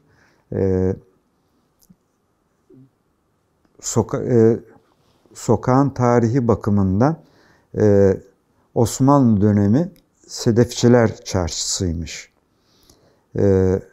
Sedef mobilyalar yapılırmış. Benim çocukluğumda ben sedefçileri görmedim ama vakıflardan öğrendiğim tarihi bilgiyle oranın sedefçiler çarşısı olduğunu öğrendim. Mobilyacılar vardı. Mobilyacılar dan sonra Kapalı Çarşı taşmaya başlayınca yani bütün kuyumcular Kapalı Çarşı'nın etrafındadır. Çünkü değerli maden taşınırken tehlikeden korunması için birbirine yakın olması lazım. Onun için çevresi atölyelerle kaplanmıştır. Haliyle Kapalı Çarşı genişleyince bu sokak altıncılar oldu. Sonra altın pahalılaşınca gümüşçüler oldu. Şimdi Tahtakale yukarıya çıkmak suretiyle Bujitri'ye dönüyor. Şimdi mobilyacı marangozlardan sonra tavuk pazarı oldu. Tavuk pazarı oldu. Orada kasalarla tavuklar gelir. Canlı olarak satılır. Alacağınız tavuğu kestirir, temizletir, götürürsünüz. Şimdi tahminim yanılmıyorsam daha önce gördüm. Sokağın ismi değiştirilmiş. Kürkçüler Kapısı galiba. Aslı tavuk pazarıdır. Belki tavuk pazarından önce de Sedefçiler Sokağı'ydı. Bilemiyorum onu. Ama ben tavuk pazarı olarak biliyorum. Şimdi değiştirildiğini, aslında uygun olmadığını, tavuk pazarı olması veyahut işte bugünün ismi, tarihi isim taşınıyorsa tavuk pazarı olması lazım. Çünkü ben ve benden öncekiler tavuk pazarı olarak biliyor. Biz de sokağımızı tarif ederken tavuk pazarının karşı sokağı derdik. Çünkü orası işlek bir sokak, çarşıya yakın oluşundan dolayı ismi çok kullanılan bir sokaktı. Birlik Vakfı ve Atik Ali'yi geçtikten sonra biraz ileride Nur Osmaniye'ye giden bir yol vardı. Dikilitaş'ın dibinden. Dikilitaş ve çevresi vardı. Sağ koldan gene Sultanahmet Akbıyık'a çıkan yol ve Çemberlitaş sineması vardı. Tam taşın karşısında eski bir sinemaydı. Darüşşafaka'nındı. Sonra Darüşşafaka orayı işte para kıymetli olmaya başladıktan sonra o sinemayı yıktı ve bugünkü siteyi yaptı. Akbıyık'a giden sokağın solunda Köprülü Camii vardır. Yanında da Köprülü Hazretleri'nin kabri vardır. Sol kolda basın müzesi vardır. Ondan sonra sol kolda Abdülhamit türbesi ve müştemilatı vardır. Sağ kol Pierre Loti denen Pierre Loti'nin binası da tavuk pazarının karşısında cadde üzerinde bir apartman değil de 3 katlı bir evdi. Sonra plaketini muhafaza etmek üzere orayı işhanı yaptılar. Yani Birlik Vakfı'nı geçtikten sonra türbenin karşısında Köprülü Camii var. Köprülü Camii'nin yanında yatırları var. Ondan sonra Köprülü Kütüphanesi var sokağın bir başında. O sokağın üzerinde biraz ileri gittiğinizde sağ kolda Barınhan vardır. Emin Barın'ın orada cilt ve hat atölyesi vardı. Para kazanmak için cilt yapıyor. Sanat olarak da hatla uğraşıyor ve aynı zamanda da Mimar Sinan'ın öğretim görevlisiydi. Şimdi Emin Barı'ndan bahsetmişken benim açımdan şunu zikretmek istiyorum. Buraya gelmişken hatırladım. Şimdi geçmişle bugün aramızda bize köprü olan süslemede ve tarihi araştırmada Süheyl Ünver Hoca. Hatta da daha sonra anlatırız. Cağaloğlu'na Sirkeci'ye inerken Hamit Hoca'nın atölyesi. Hatta bugünkü talebeleri Hamit Hoca yetiştirmiştir. Süsleme sanatında da tesip olsun, bitki resimlemede, minyatürde,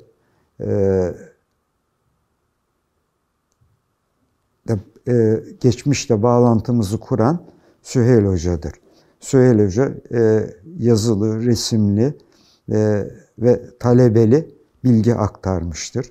Benim de sanata başlamamda beni yönlendiren Süheyl Ünver'di. Yani 69'da Sağlık Müzesi'ne girdiğim zaman müdür doktordu. Müdürümün arkadaşıymış Süheyl Hoca da tabip oluşundan dolayı.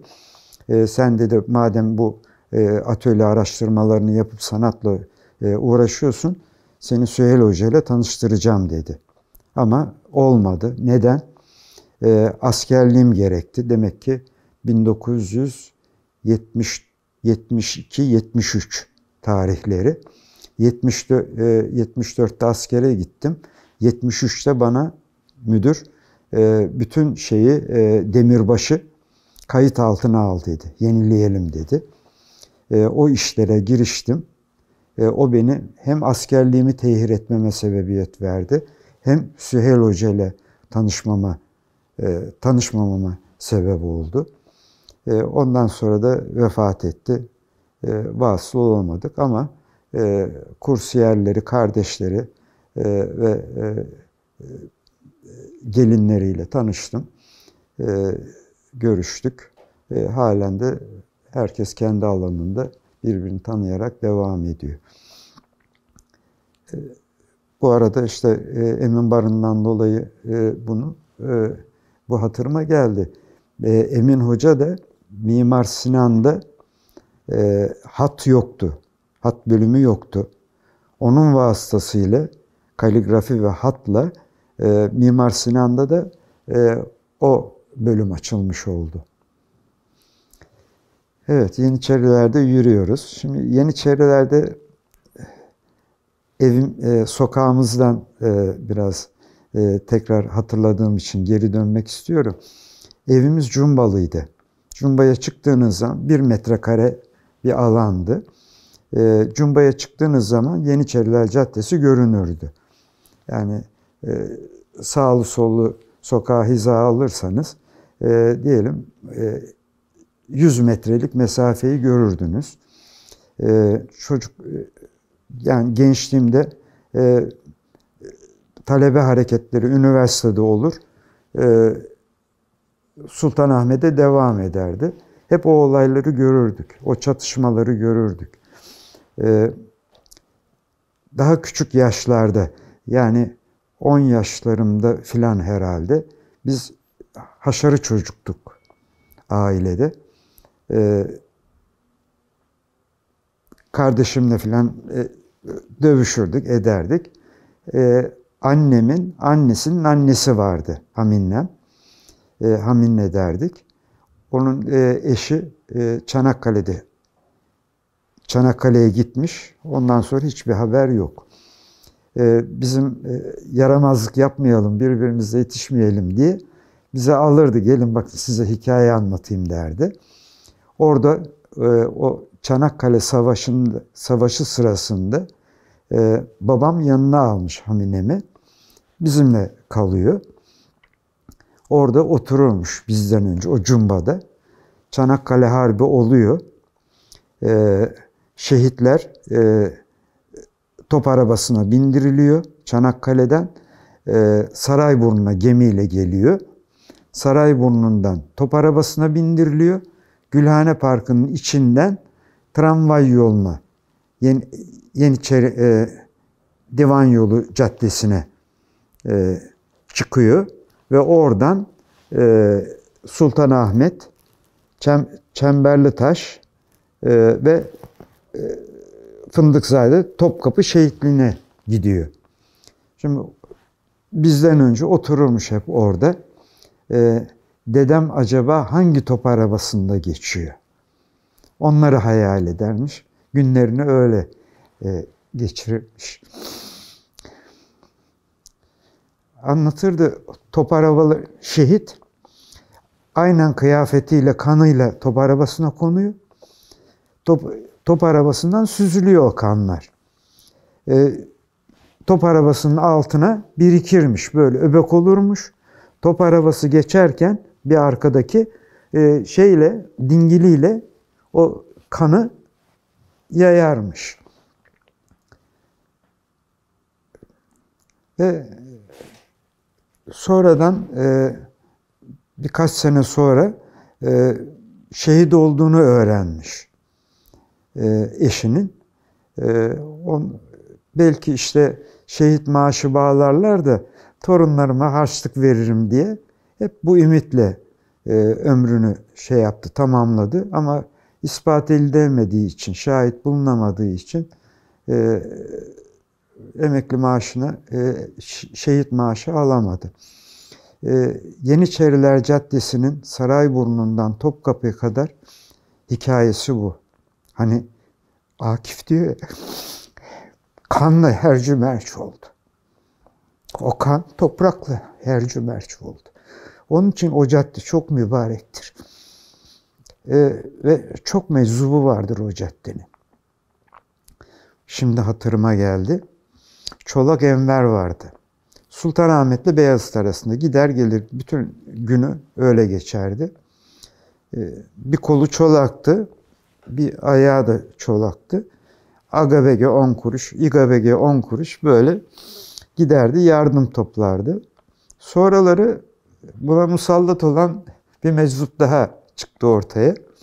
Bu Enver'i arkadan gidiyor, bacaklarını sıkmak suretiyle bağırttırıyor.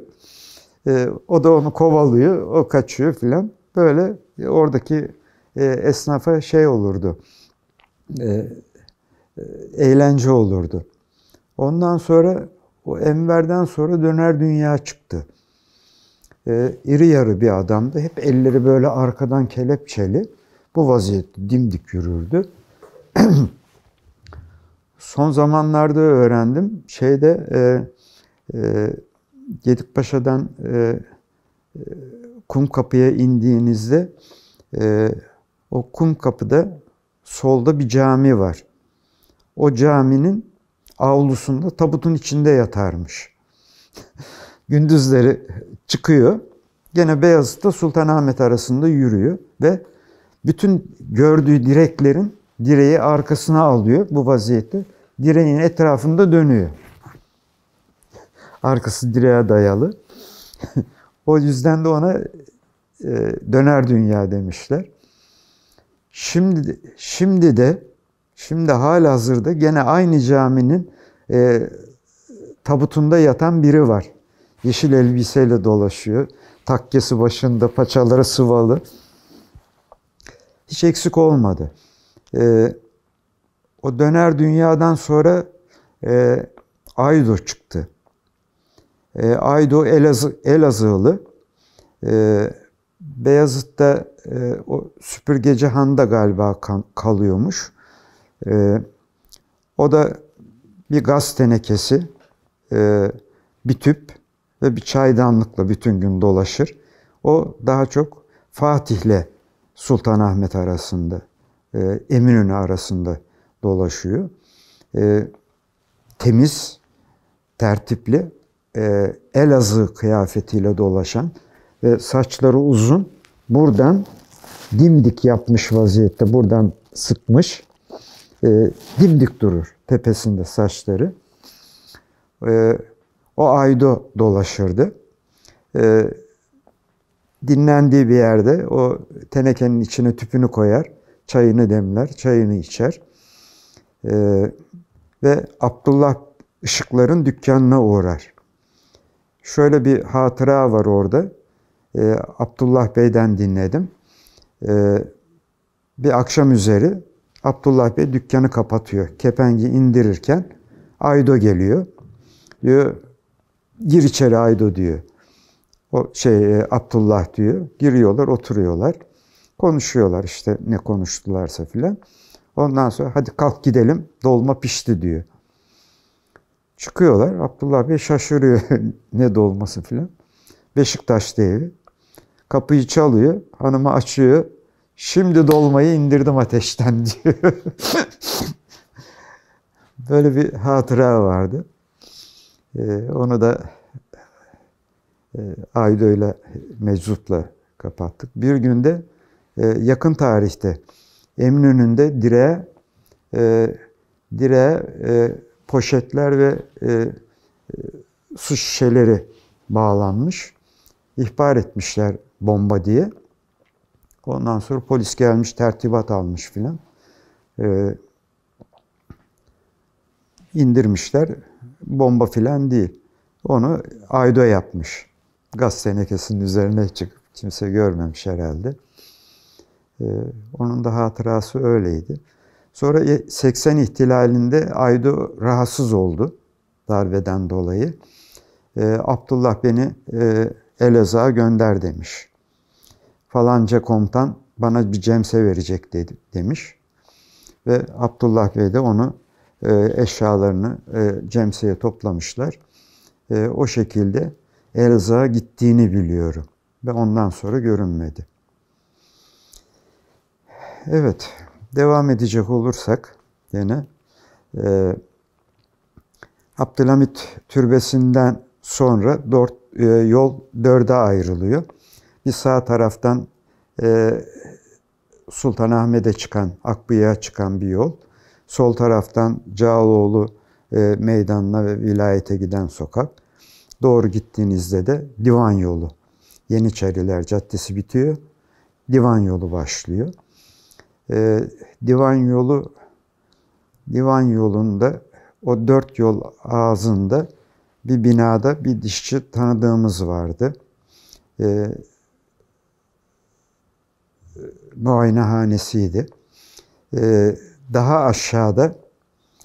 aşağıda sol tarafta Kayserilerin devam ettiği bir kıraathane vardı. Kayserili iş adamları orada toplaşırlarmış.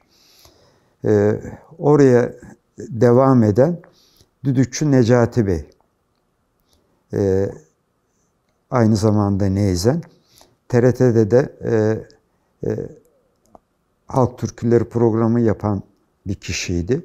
Necati Başara.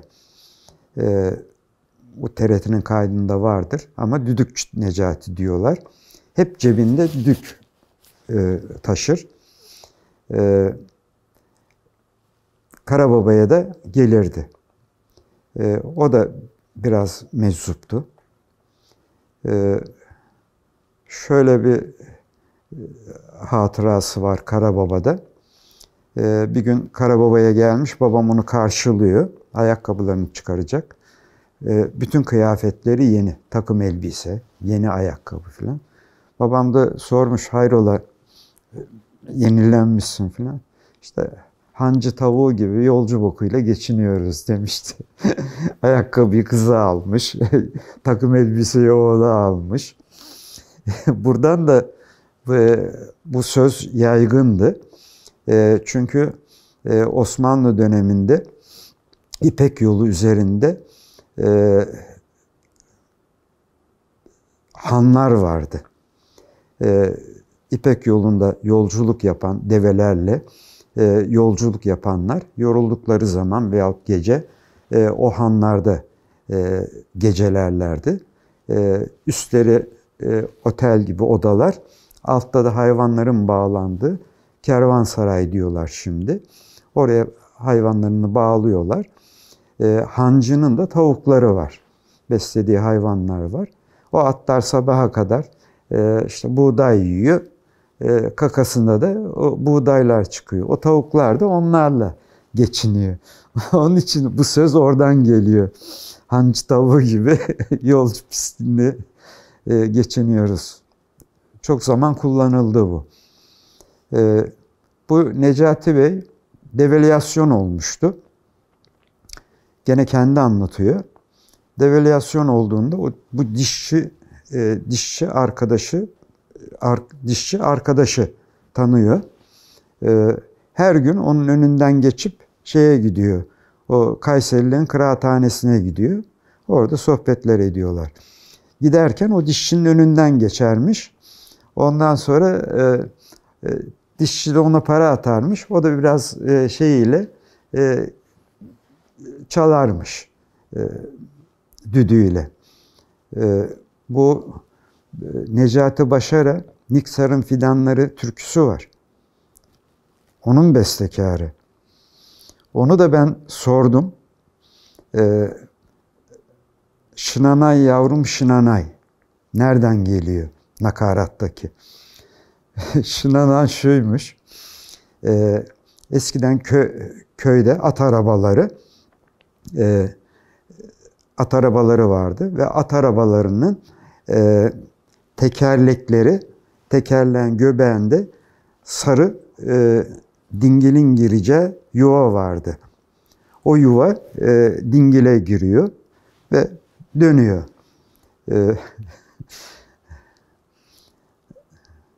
Biraz yani meczup oluşundan dolayı serbest konuşan bir insandı. Anadolu'da böyle oynak, işte düğünlerde oynayan kadınlara şınanay derlermiş. Neden şınanay derlermiş? O at arabası da yürüdüğü zaman, hareket ettiği zaman ses çıkartır. Hafif şey yaptığı için langur lungur, langur lungur. Nakaratı ona almış. Şınanay yavrum şınanay. Yani oynak gönül bağladığı kız hareketli bir kızmış. Şınanay yavrum şınanay diye.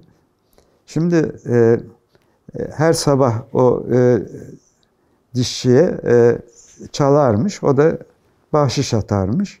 Bir gün devalüasyon olmuş. Gene oradan geçiyor sabah.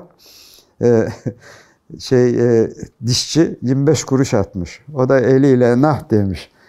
Devalüasyon oldu. 50 kuruş oldu. Ve çalmadan geçmiş. Bu da oranın bir hatırasıdır. O Klatfarer Caddesi tarif ettiğim 4 yolu Akbıyık'a giden yol. Sol köşesinde Yapı Kredi Bankası vardı. Orada da Karababa Sokak'tan arkadaşım olan arkadaşım orada çalışıyordu. Yani okulu bitirdikten sonra onun ziyaretlerine giderdim zaman zaman. Herhalde hesap da açmıştık orada. Devam ettiğinizde divan yolu, divanın yapıldığı, kişilerin barındığı, evlerinin olduğu bir muhit herhalde ki o divan yolunu ve saraya giden yol olduğu için verildiğini tahmin ediyorum. Zaten İstanbul'un yerlisi kültürlüydü.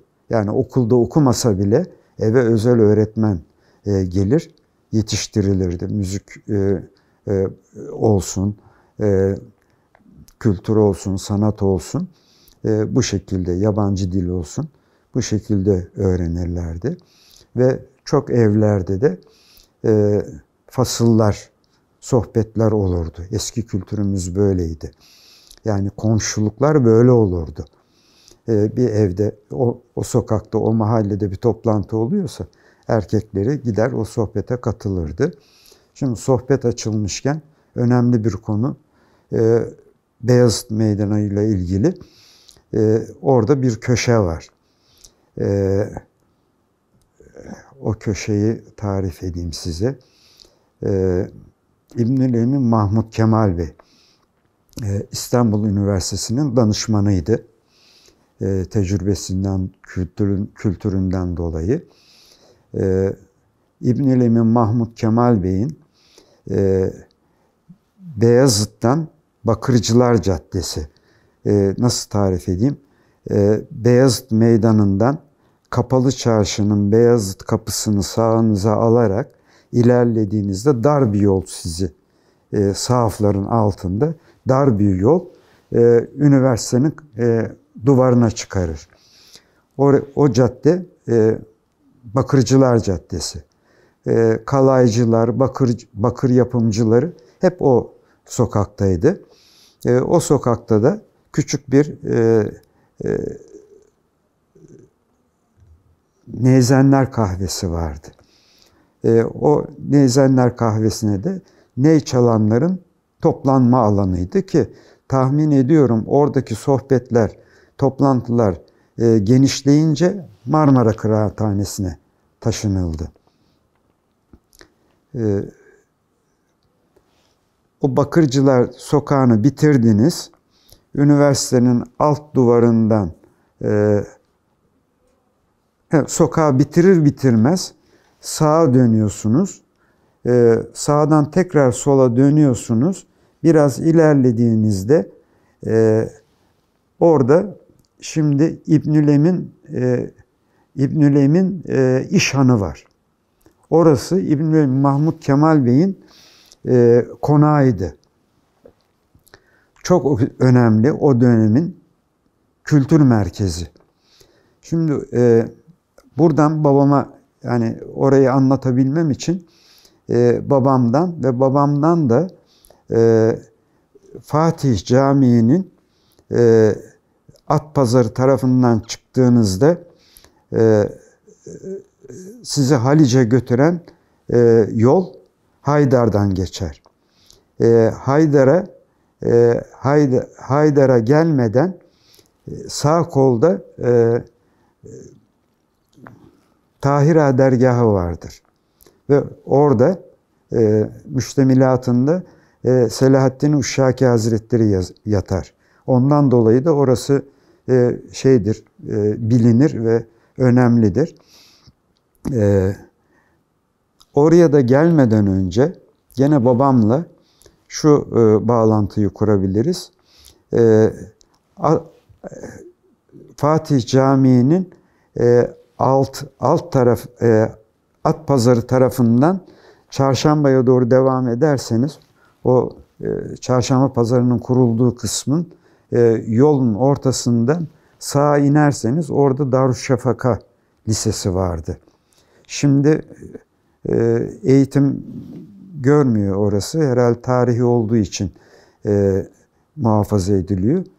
Şimdi Darüşşafaka Lisesi galiba Levent tarafında.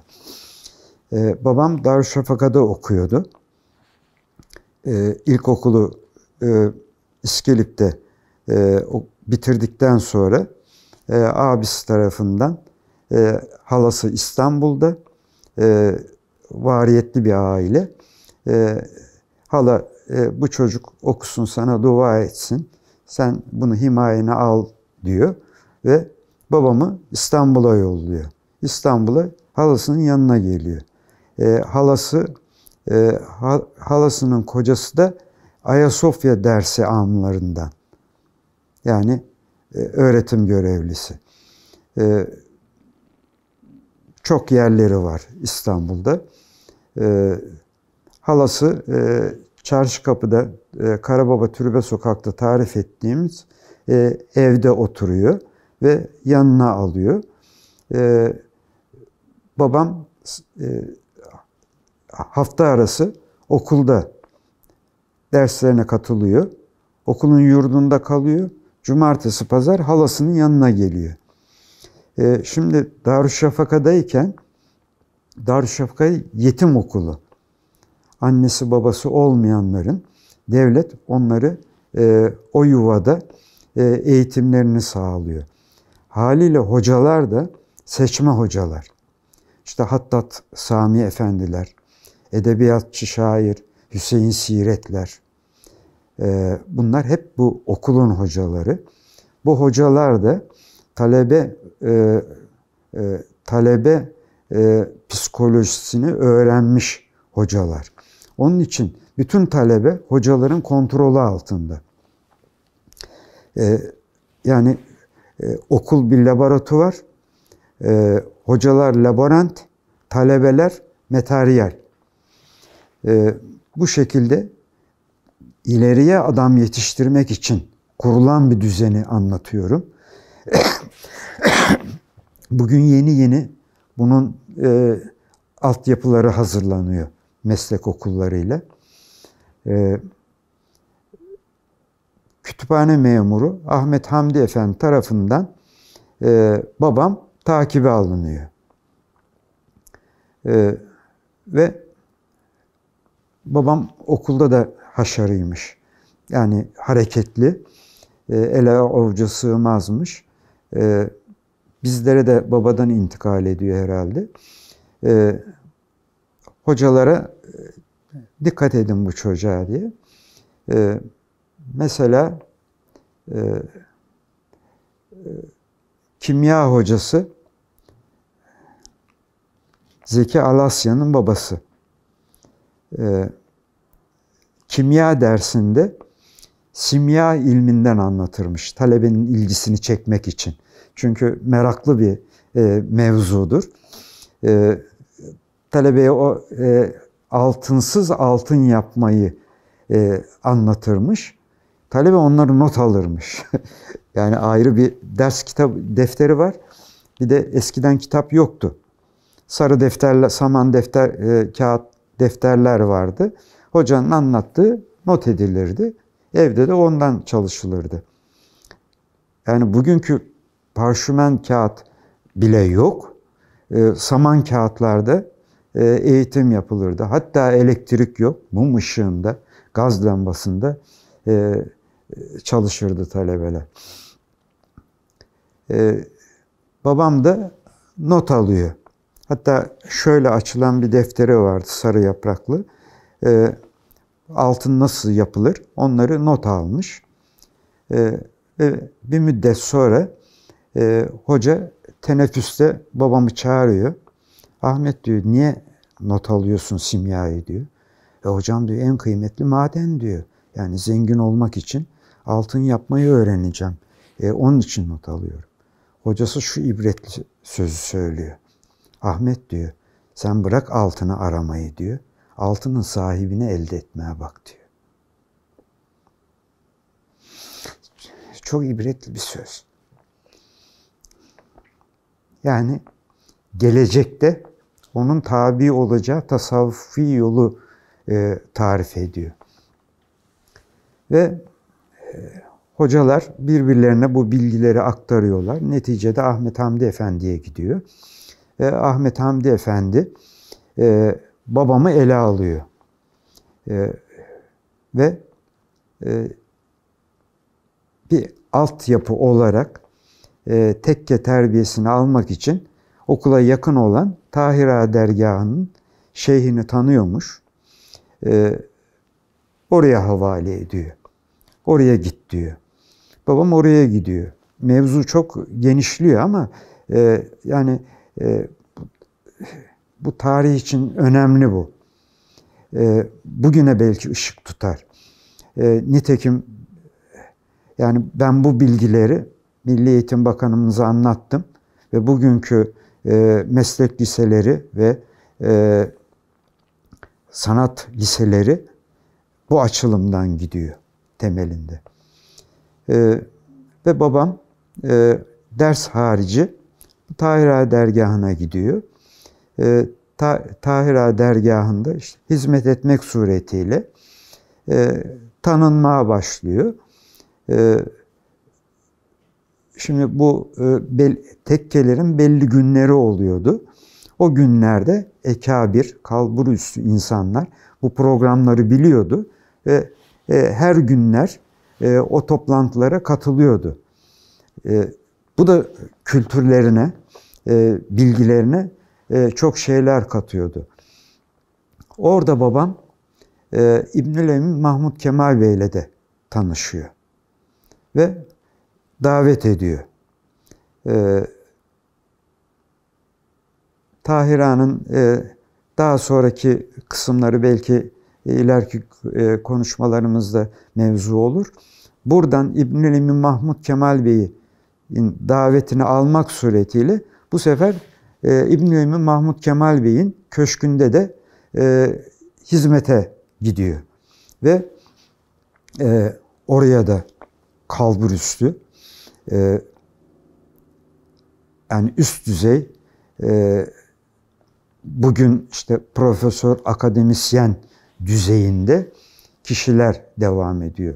Müzik açısından, diğer sanatlar açısından, edebiyat açısından ve bunların o günkü toplantıda herkes kendi branşından bir şeyler söylemek suretiyle bilgi sahibi oluyorlar. Babam da orada hizmetlerine ve tekkeden aldığı terbiyeyle aynı terbiyeyi burada da göstermek suretiyle bu insanları tanımış oluyor. Bu sohbetlerden bilgi sahibi olmuş oluyor.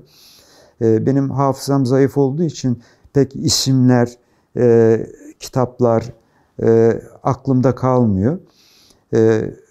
Yani yüzeysel geçiyorum. Babamın adı Ahmet, soyadı Okumuş. Aile köklerinden okumuş olarak geliyor. Fakat babama halası baktığı için ona saygı icabı mahkeme kararıyla soyadını Yivlik alıyor. Değiştiriliyor. Yivlik soyadını alışımız hem halasının soyadı hem de halasının İskilipli olduğunu ispat edecek Yivlik. İskilip'te en yüksek tepedir. Yalçın Kayalıklı. Tepesinde Yivlik Hazretleri yatar ve oradan da buz gibi bir su kaynar. Hatta yaramaz çocukları yapmak için, sakinleştirmek için o suda yıkarlarmış. Bizi de yıkadılar. Bu kadar yapabildik, uslanabildik. Bu İbnül Emin Mahmud Kemal Bey'in toplantılarına gitmek suretiyle birçok bilgilere vakıf oluyor. Haliyle hizmetinden dolayı İbnül Emin Mahmud Kemal Bey hem yetim oluşundan dolayı ona daha başka ilgi gösteriyor. Hatta bir gece beni de götürdü babam. Alıştırırdı, yani beni çanta gibi yanında taşır. Camilerdeki vaazlara, böyle toplantılara götürürdü.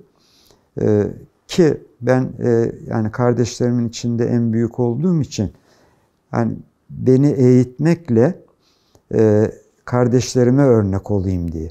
Çünkü onların yaramazlığında hep ben dayak yerdim. Neden? Sen abisin derdi. Aile kültürü böyleydi. Evlat yetiştirme terbiyesi. Bir kişiyi yetiştirir, o da diğerlerini, akranlarını yetiştirir.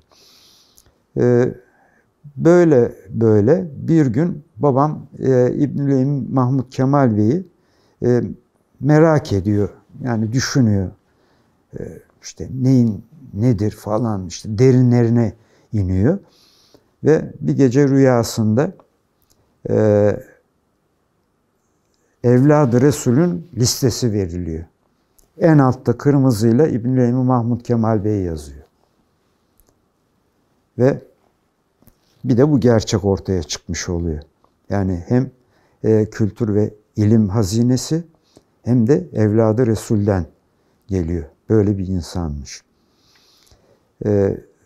Sonra vefatından sonra vakıf kuruldu.